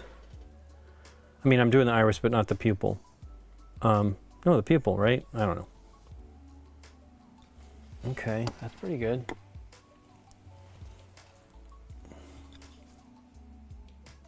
So I used some airbrush thinner in here, and this paint is staying wet longer. So if you're running into any of those troubles, maybe you get some of that. Usually what I use for that is, well, I don't, again, that's an acrylic paint.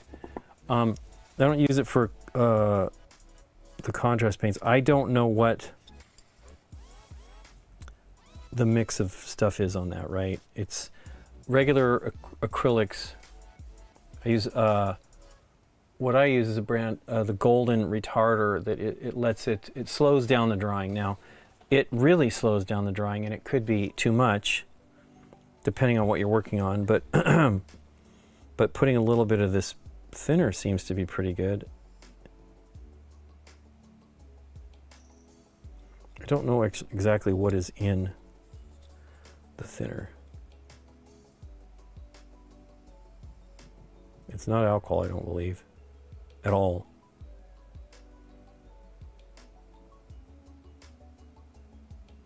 But maybe a little bit.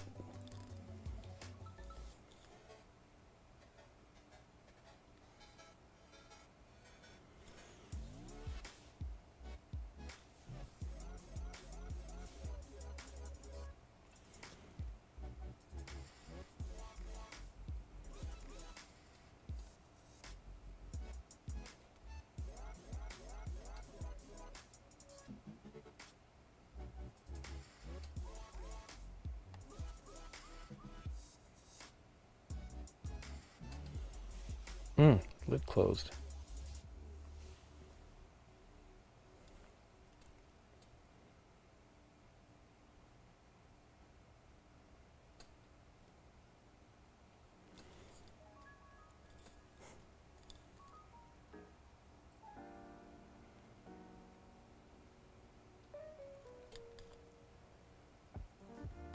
I think I got some on his upper lip and it just doesn't look right.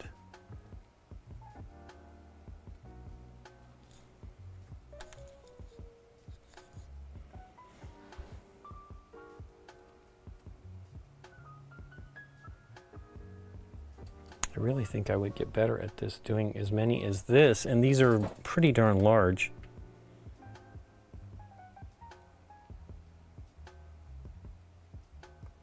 Paint is dry. Well, not really. I just got a big splotch there, but the brush is dry. Paint is actually wet, but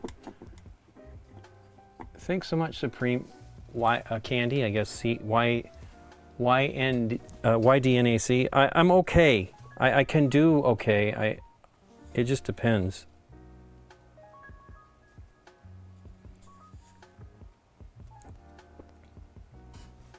Should focus this. Any of these shiny things distract the focus on this camera. Ugh, twice now.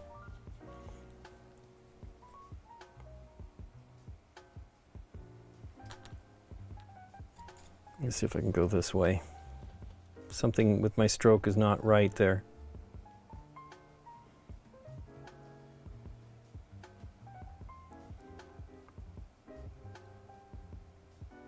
There we go. So I just wasn't approaching it right.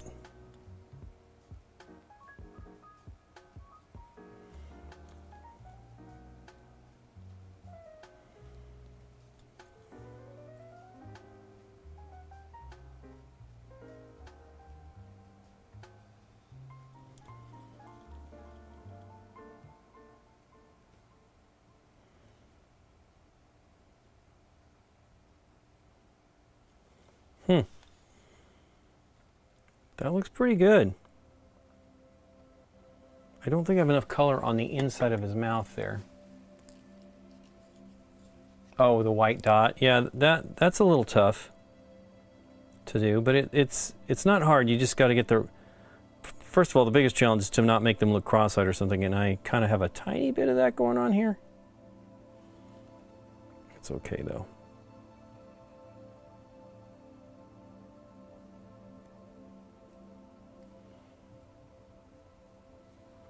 But that looks pretty good. I do have something going on there, though. I wonder what I did there. That seems like it's been there for a while, too, because...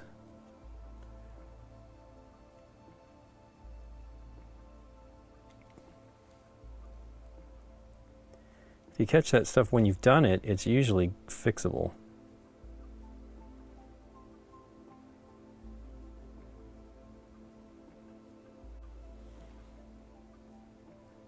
Well, it's not as intense. Maybe I can put a bit of the yellow. I believe I was using... I really don't remember the yellow. Was it one of the new ones? It might have been Ancient Honey. I think I did use one of the Ancient Honey. Now, here's what you do. Let's see if I can actually fix it. Well, it's close. I shouldn't really worry about it.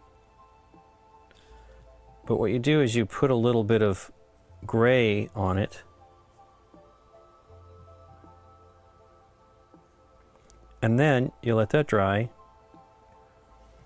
I put a little bit too, brushed it too much and took a tiny bit off.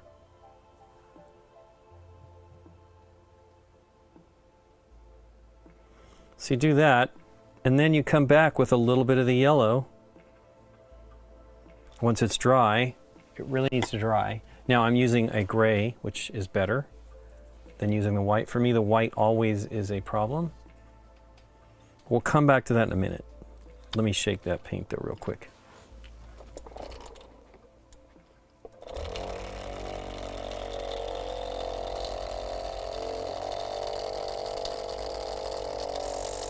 But you can pretty much fix anything you do. It's not that big of a deal. My biggest frustration is the skin is tough. I want to get the skin right, and that's one reason why I paint it first. And then when I don't, you know, like get excited about doing something else, I feel I'm making a mistake. I really feel like I need to do the skin first. It is the most critical. I can do a pretty good job with the, wow, there's some brown in there on those teeth. I can do a pretty good job fixing like clothing a little bit or whatever, and I'm not even worried about it. I just like the faces to look better.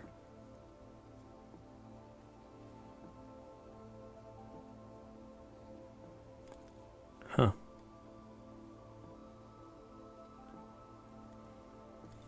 His teeth don't look so great. He needs some dental work.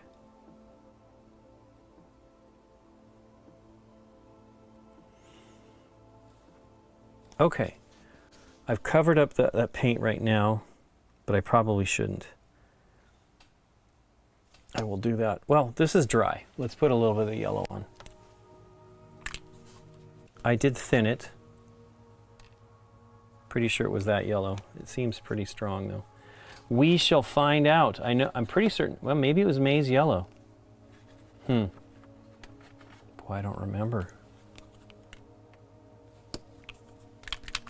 Well, again, I'm going to do this. I'll put a little bit of the speed paint medium in there and we'll just build it up.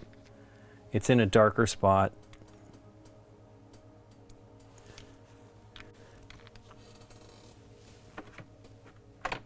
Definitely you want the contrast medium or the speed paint medium. You need them all the time. It does slow down the dry time a little bit. This looks like the color. Heck, I should have done a little more there. It's like I see there's a bit of a problem because I actually fixed some stuff there. Was this the right one? Oh no, it's this one. Yeah, this one I was trying to, I had like fixed the mold line and it didn't quite come out. So there's a little bit, now it's a little white. But one thing I try to do is this. Oops, you can't see it.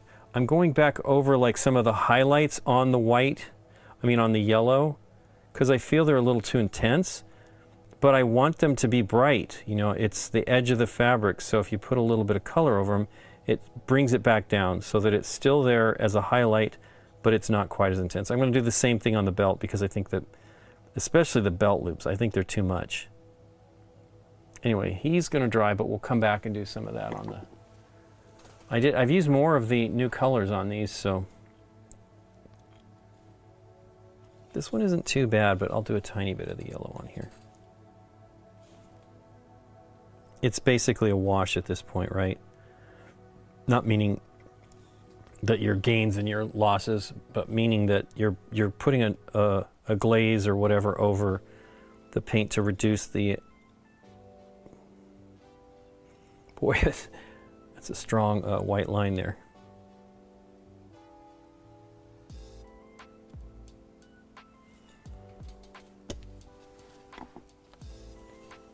Okay, back to the brown, the wildwood. It actually looks pretty good.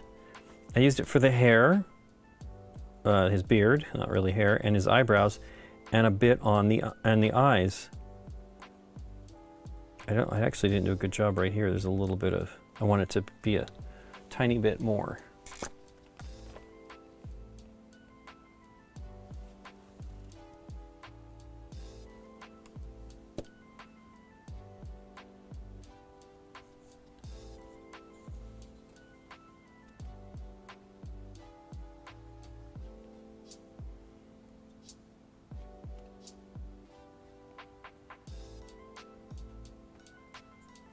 Okay, that looks pretty good.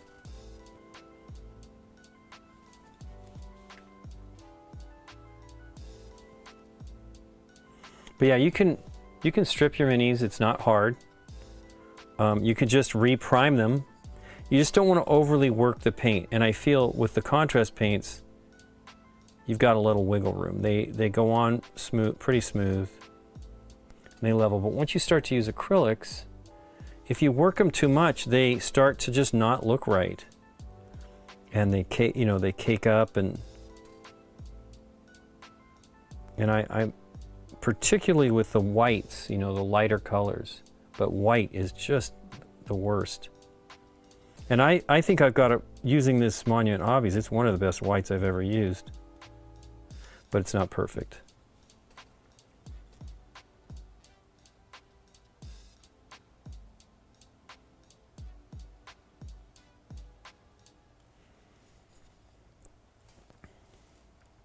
But man, that white is, the gray that I made is really holding up. At least it appears to be.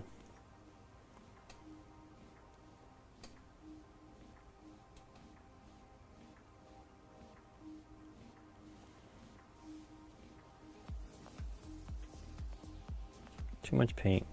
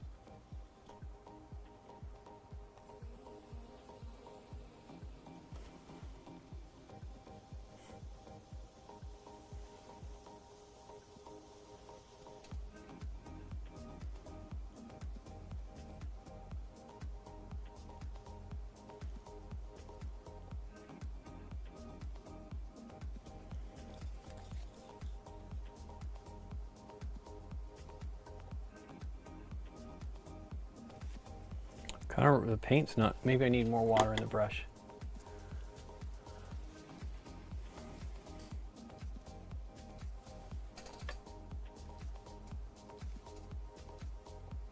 Something trapped in there.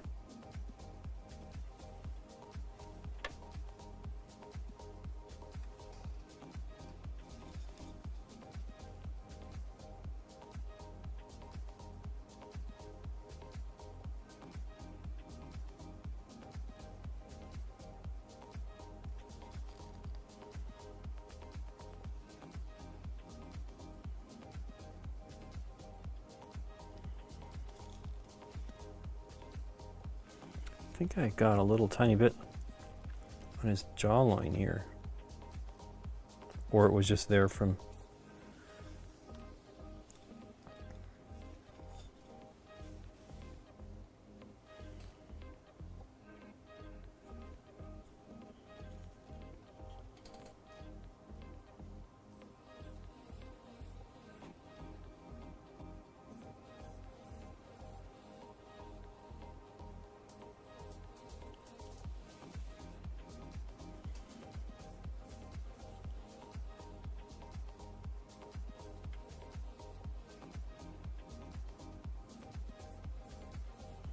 What's going on?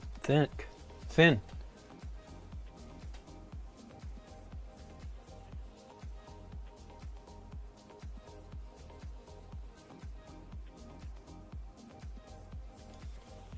The music's speeding up. I don't know if it's doing that for you guys. What was that about? It stopped and then caught up.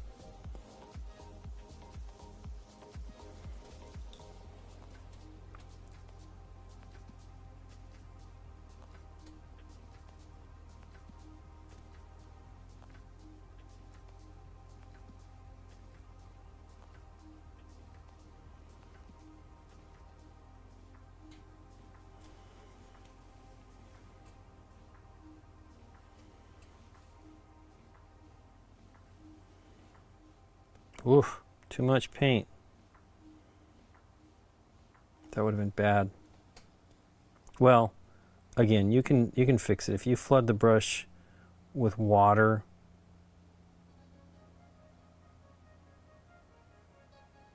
as long as it hasn't cured, and generally it's not going to cure that fast, you can usually fix it. That looks pretty good.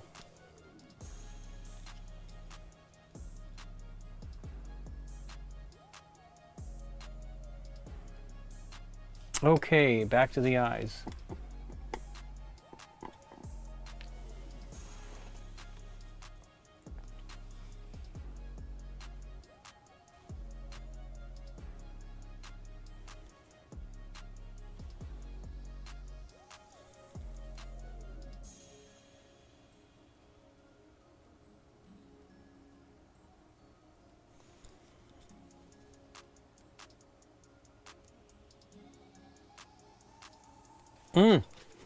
Darn it.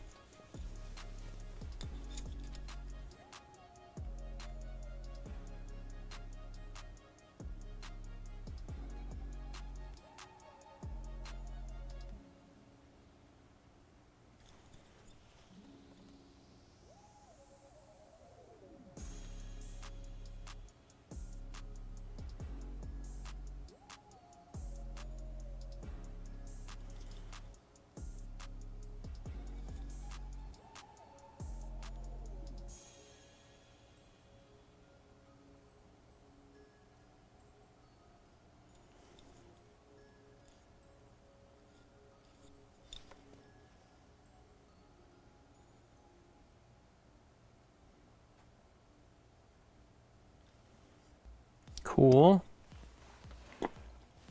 Gotta let that dry a minute.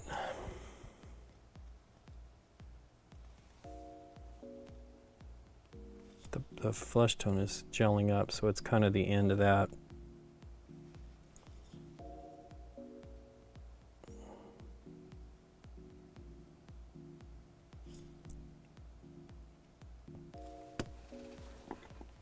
Yeah, that's the interesting thing about these paints, the contrast, at least the contrast paints, I don't know about the speed paints, is that once it starts to gel, you're basically done. You need to let it dry.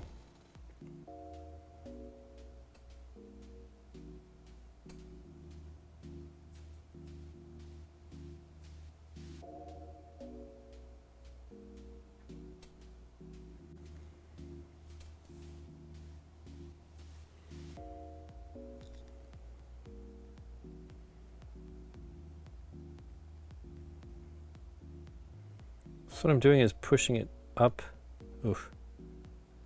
into his, essentially his eyelid, right? I have a problem here where I got it a little bit much. Because he's kind of looking up and to the left here. So I will touch that up with the finest amount of white if at all possible to just fix that. So I don't have to mess with it, because it gets messy. You could sit there forever back and forth.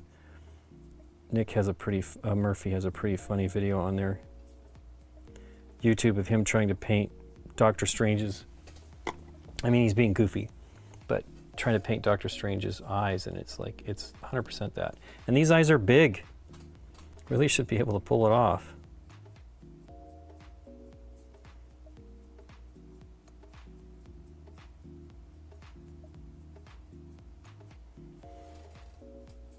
Does not look great.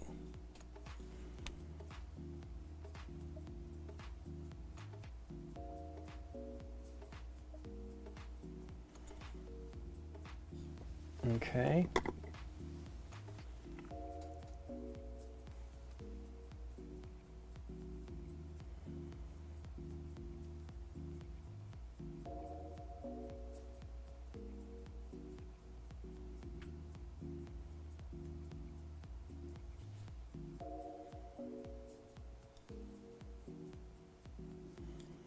What am I seeing? I see like this corner is not right. The first off, I've got a corner on a pupil. Okay, let's see if I can clean up my mess there. But yeah, I was thinking, I mean, I just can scratch these, you know, the edges. It's just silly to throw out a toothpick when I've got so much toothpick to still go. Boy, I do not have that.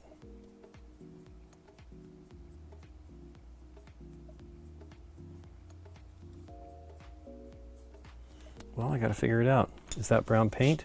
No, that's water. Okay.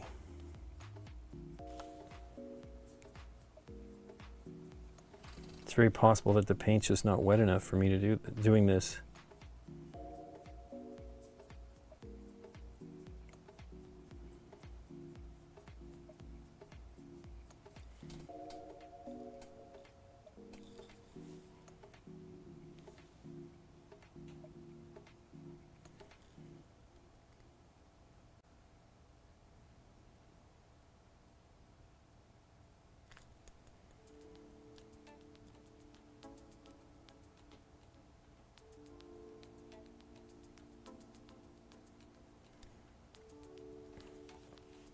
A poor right eye.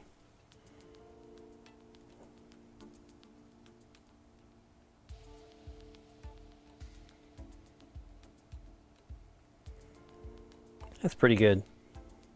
It's out in focus. But it looks pretty good there. Okay, how often do you replace your brushes? I struggle to keep mine in points after just a few uses. I bought special brush cleaner recently, hoping that helped.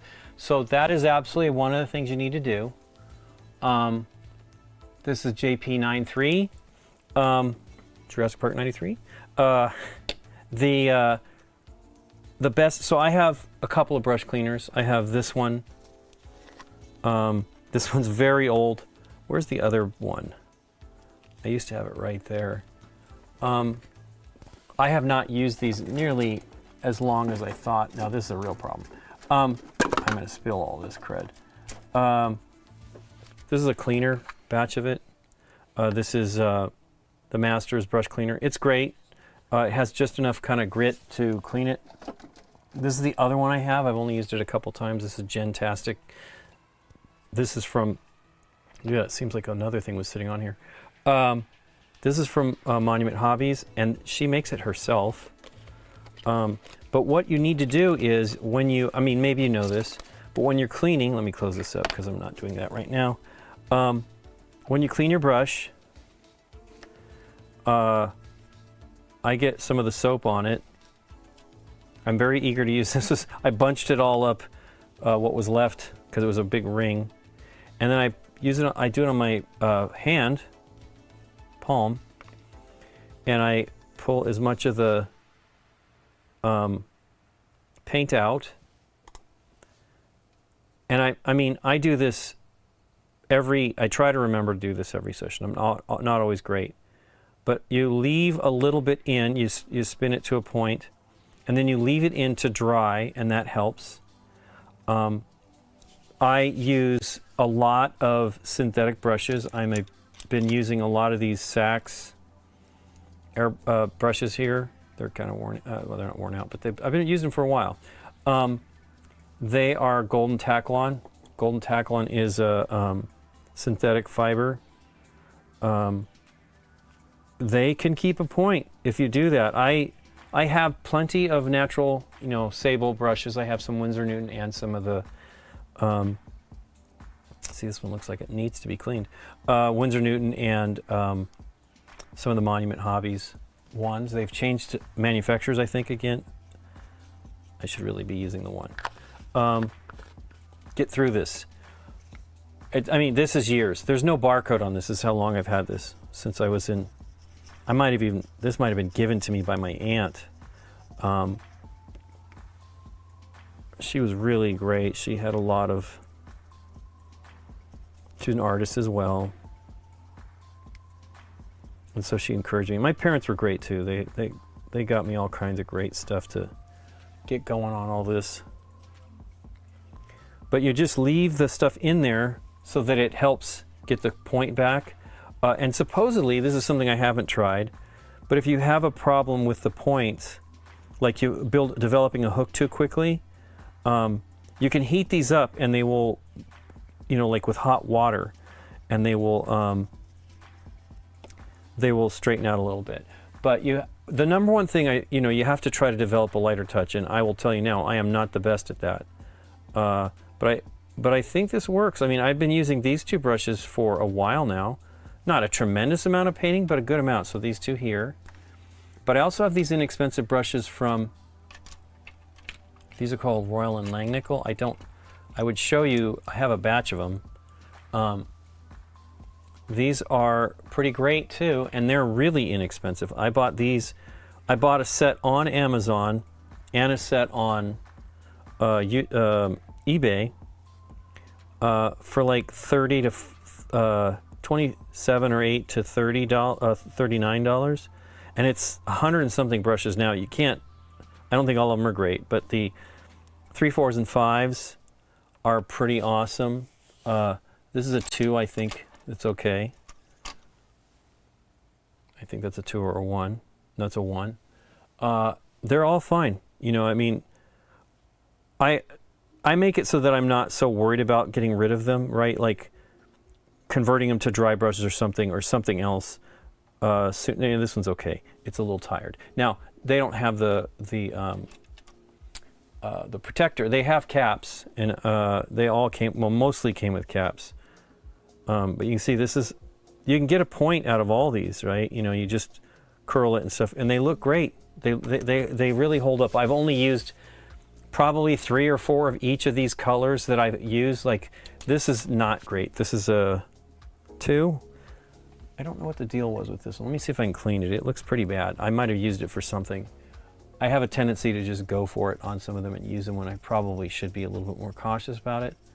But I have the Saks. I bought those, and then I have this Saks, I believe. There was a white, I don't know if they call it white Taklon.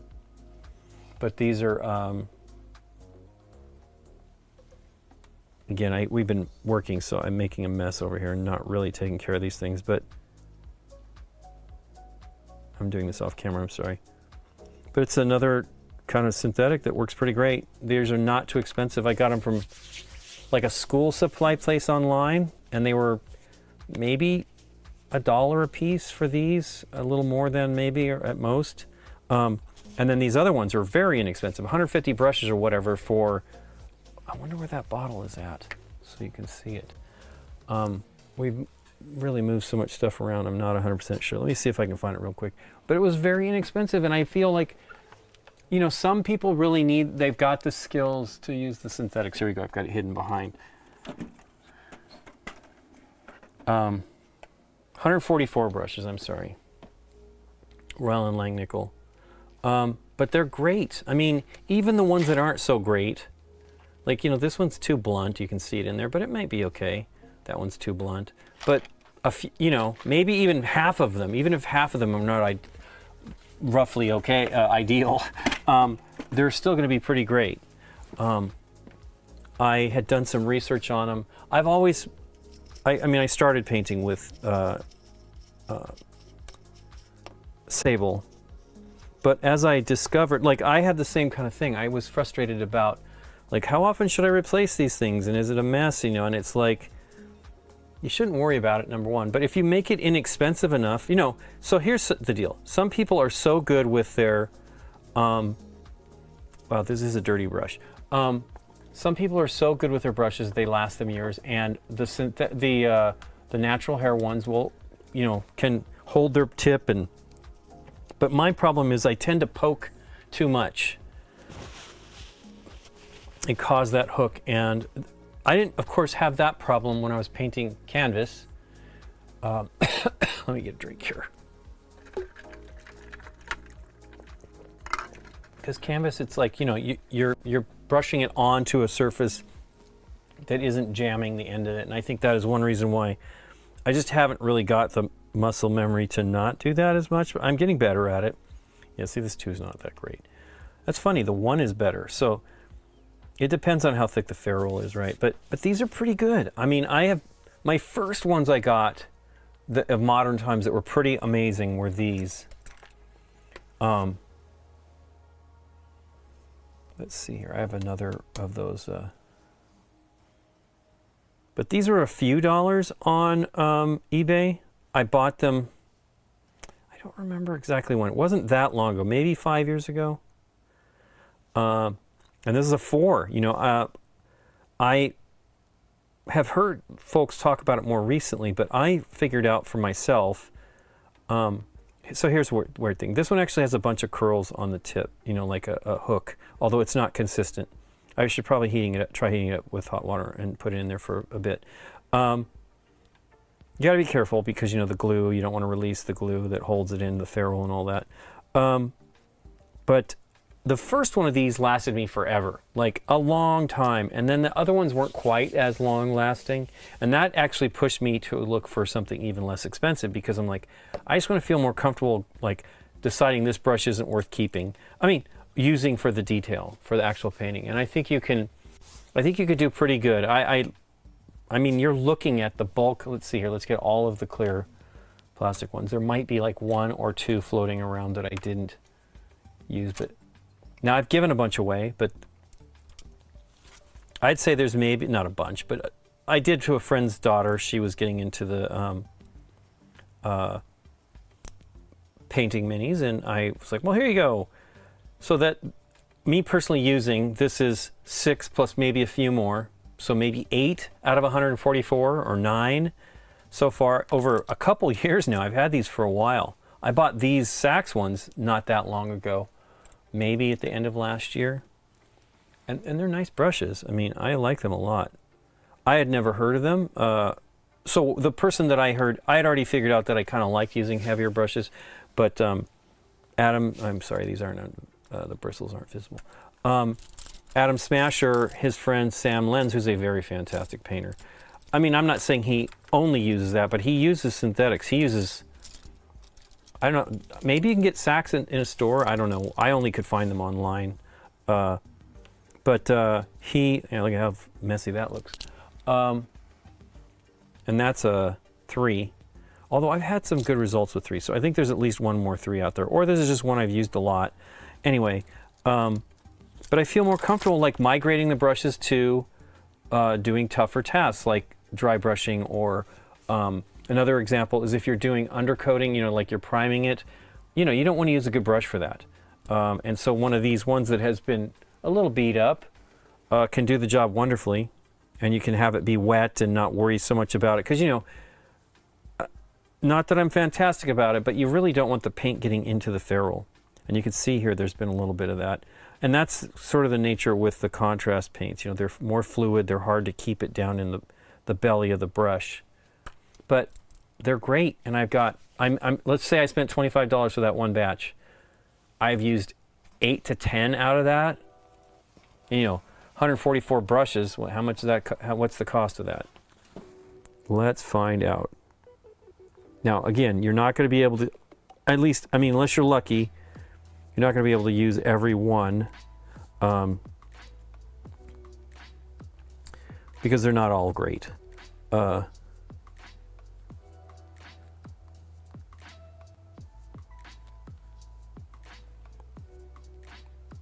18 cents a brush? Wow. Okay, well, there you go.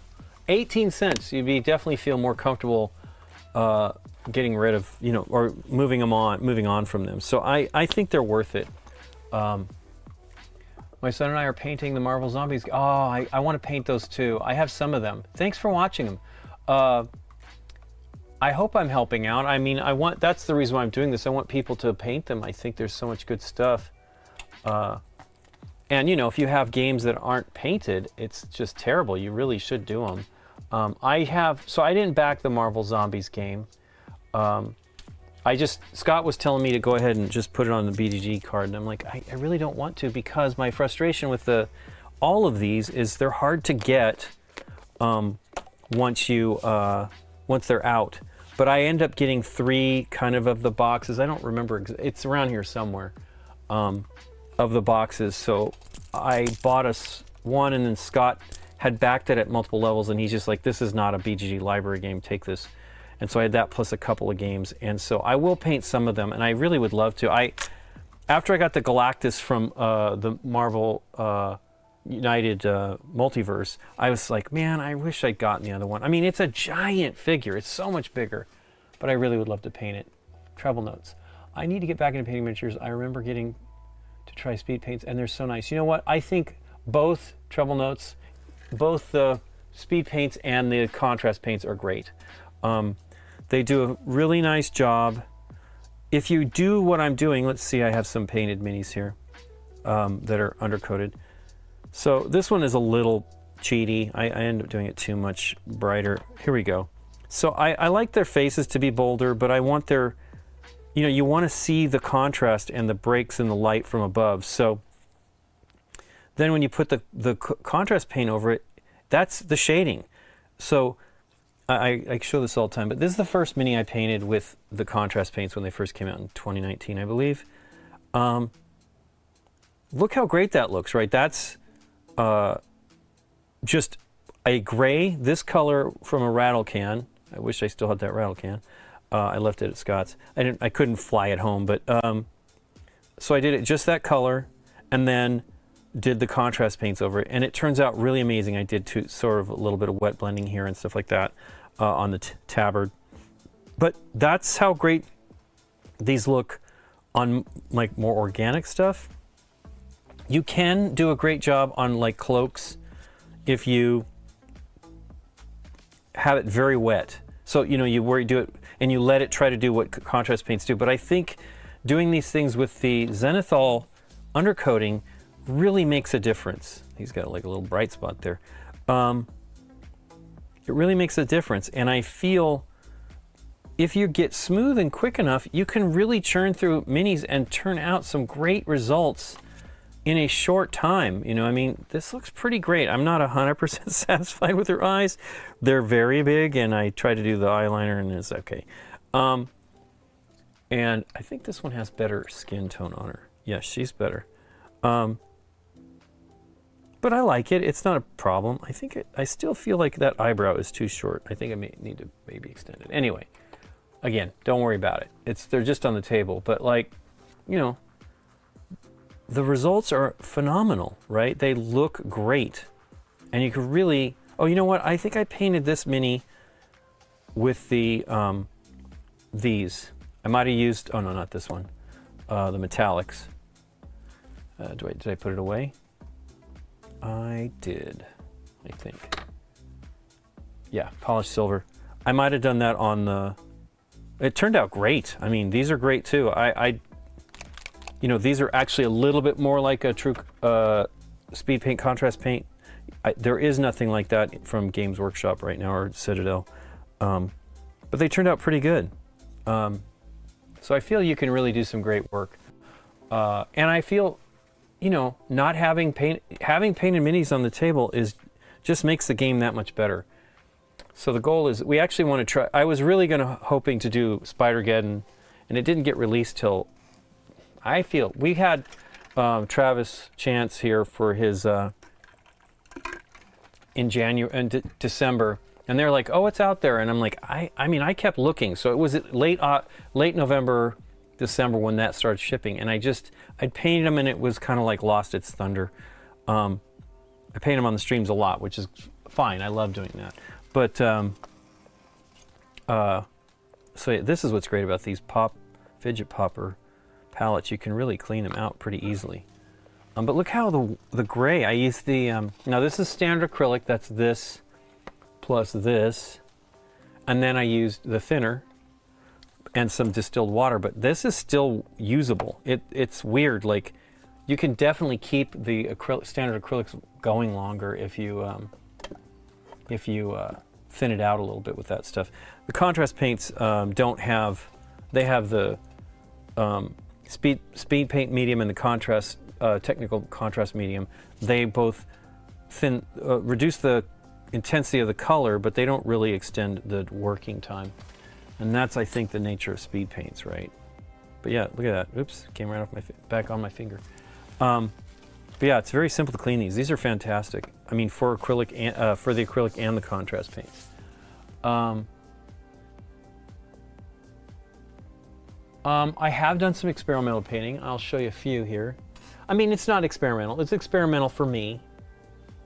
Where's the rock and roll guy? Oh, here he is. So here I painted this guy's guitar as a starburst, or sunburst, I think. I just thought, oh, I want to try that. It turned out pretty good. It's not great. Like, there's a difference between the yellow paint that I used. This was, I think I had, no, I don't think I had the speed paints yet. But I think I had the newer contrast paints, and it was a different, like, it absorbed the varnish a little bit differently. I made this shinier. I don't know if I did it high gloss, but, oh, I'm gonna sneeze.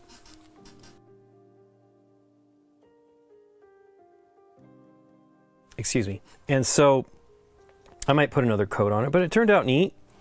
I did, so this one I did more airbrushing with. This is Morlin. I don't really know the character, but I wanted some OSL, so I airbrushed his coat, and I did some, this was not airbrushed, I did this with brushes and just built it up on his eyes, which turned out pretty awesome. Where the heck are the other minis? Oh, you know what? They're over here, aren't they? No, they're not. I have like, I did a nice job on, oh wait, they're right there. I need to move these closer though. We moved everything around. These were right by me. I did this one here, the Dormammu. And so I did, you know, I wanted to do some OSL type stuff, so I airbrushed this and on his shoulders, and then I airbrushed 3 colors on his hair, and I hand painted these. So they all look pretty comparable, but they turned out really cool. You know, hey, hairs, or not hairs, but fibers. They turned out cool, you know. I think that, I think you can do, I mean, look at these. These I definitely did in an hour for each. For Flamecraft, and they look amazing. Actually, Flamecraft has a whole new set of minis that are amazing, and I kind of want to get them even though I really don't need them. But yeah, these are, you know, quickly painted. I did some where I thinned it out and built it up on the scales and things like that, and they turned out really nice. What else did I do? I did, this was not an experiment, but it was, well, it was. I was trying to figure out how his globe looked in the movie to match it, you know, cloudy. And so what I did is I did the whole thing at once and then just swirled it and got it, you know, pretty wet, and then just let it dry. And it looks pretty great. It looks very appropriate. I do wish they'd had, I mean, it's, you don't see them in there, so it's perfectly fine. But I also did like Hela. I did a Hela with a little bit, let me see, I can get her to airbrushing. At the same time, I think I did Dormammu. So I sprayed like her cloak a little bit, cape, to be like it was dusty or whatever. And she turned out great. I really like her flesh. Her flesh looks, I don't know, it's weird. And you know, it was a light, you know, I cheat a little bit more bright undercoat on those so that you get a better result, I feel. Just because I want you to see the faces, right? It is the focus of these. These look good. Awesome. Well, I have a little bit more to do there. Thanks, Travel Notes. But yeah, I love trying to figure out. So there's, actually, I'll show you. Here's the biggest experiment I did. I did Iron Man 3 different ways. I think I only have 2 of them here. Let me see if I can find him. I tried to do an undercoating that was metallic. I hope he's here. He might be in the box though. I only have 3. I think I have 4 of the base sets. This ultimate. One of them's not mine. I don't see him. So you can't see the dry brush one. There was a dry brush one I did that was, gosh, I like that one too. Where is it? Where I dry brushed the undercoat. Oh yeah, I'll show you a couple other things I have. I dry brushed the undercoat to do the zenithal highlight on this, for example. So this was painted. This one's not done still, but it's getting there. But this is dry brushed. So I did try to do like a zenithal undercoating, and then I went back in afterwards and did a little bit more. And they're different, but they look great. I wasn't as ecstatic about with her hair, but it's not bad. You know, this I came in and I did an undercoat. I painted it. I don't think actually, I might have done another coat on top of it, but I also sometimes just put the highlight of the white on top before I put the color on. And so I got like her hair, you know, it looks like you can see highlights of her hair and stuff like that. But the dry brush of those are pretty great. I also did one of Iron Man, I don't have it, where I was trying to do the undercoating to be, and it's really probably my favorite of the 3. Maybe. This one I actually tried to do an airbrush undercoating. Let's see if it'll focus. These brushes are not good for the focus. Where I tried to airbrush it and I don't feel it did a great job. And this was like one of the first ones I painted, and I like it. I think it's great, but he's not as contrasty. The dry brush one that I did that was metallic was actually the most successful, I think, of these. And you know, they're all great. I love the experimentation. So part of me, I'm back when I was in college, I painted, was doing paintings, and I was trying to do the same thing multiple times, you know, like an experiment to try that out. And it was not easy. And I think I gave up, I know I gave up before I even finished. Next thing I'm going to do, which I want to have more spectral, using some glow-in-the-dark paint, maybe have it be the primer or just make it eerie looking. So you want to do an undercoat of some glow. That could be cool. I don't know how effective it will be. It depends on how much you let the other color come on top of, you know, be above it. But yeah, the Iron Man was awesome. This one turned out pretty good too. But I definitely have been trying different undercoat things. So there's other methods, you know, you can do it instead of spraying, you do it light and then dark, where you do it light. So what I do when I paint these, I paint it black, as black as I can get it, you know, as much as coverage as possible. Sometimes you'll see like the blue peeking through. Then I do gray at a 45-degree angle. I'm using an airbrush for all of this. And then I do white from above. And then, as I said, I sometimes cheat a little bit on the face. I definitely do, because I want it to be bolder. But if you want to go the opposite direction, where you put the light on first and then you spray the dark from below, that's another method that you can do. And Scott has, I have actually, it's buried here, but I have the new rattle cans, one of the new rattle cans from Games Workshop from like a year and a half ago. And I want to try those just to see. I was very impressed. People aren't usually impressed with their paints, but maybe it was just the time of the year, but when I used this gray, which I now don't see, wow, where did it go? Anyway, it was is it back here? It is. When I used the gray sear, I felt it was pretty amazing, like smooth. Very smooth finish, and it turned out really great. I feel like gray sear may be around. They had two colors that they were saying that you should use if you're going to do the contrast paints, and we bought one of them. And the one I bought was gray sear, because you can go back and touch up with this and then paint the color back over it, and usually conceal any kind of mistakes you've made. It's funny, because when contrast paints were announced, I knew exactly what they were. I was like, oh, it made a lot of sense to me. I also painted her visor, just free-handed it on her face there. It turned out pretty good. She's this eye should be a little bit more over, but I am not going to worry about it, because then I'll just mess things up. But I think it turned out pretty great.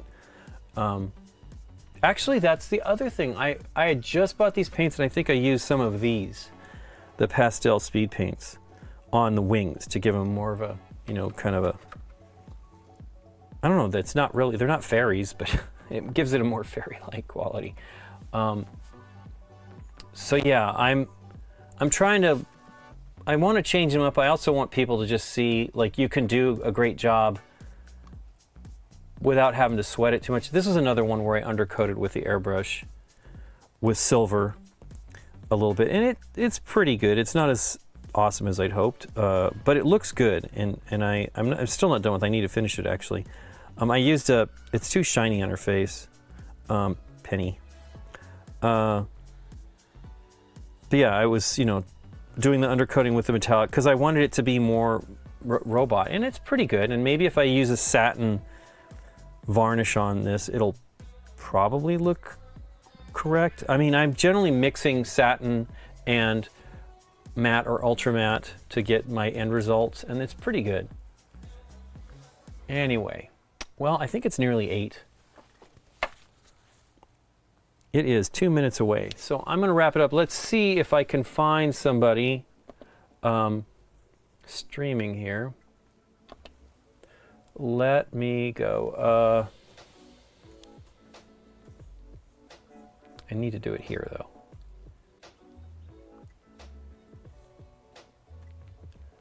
Boy, they change this stuff, and it's just so weird to me.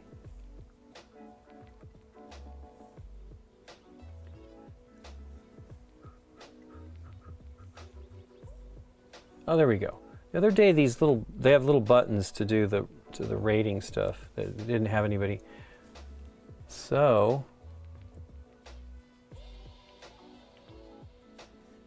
really not a lot.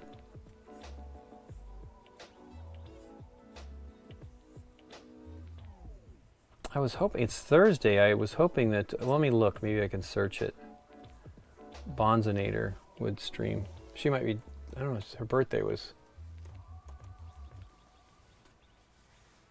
Says she's streaming. Wonder why that didn't pop up.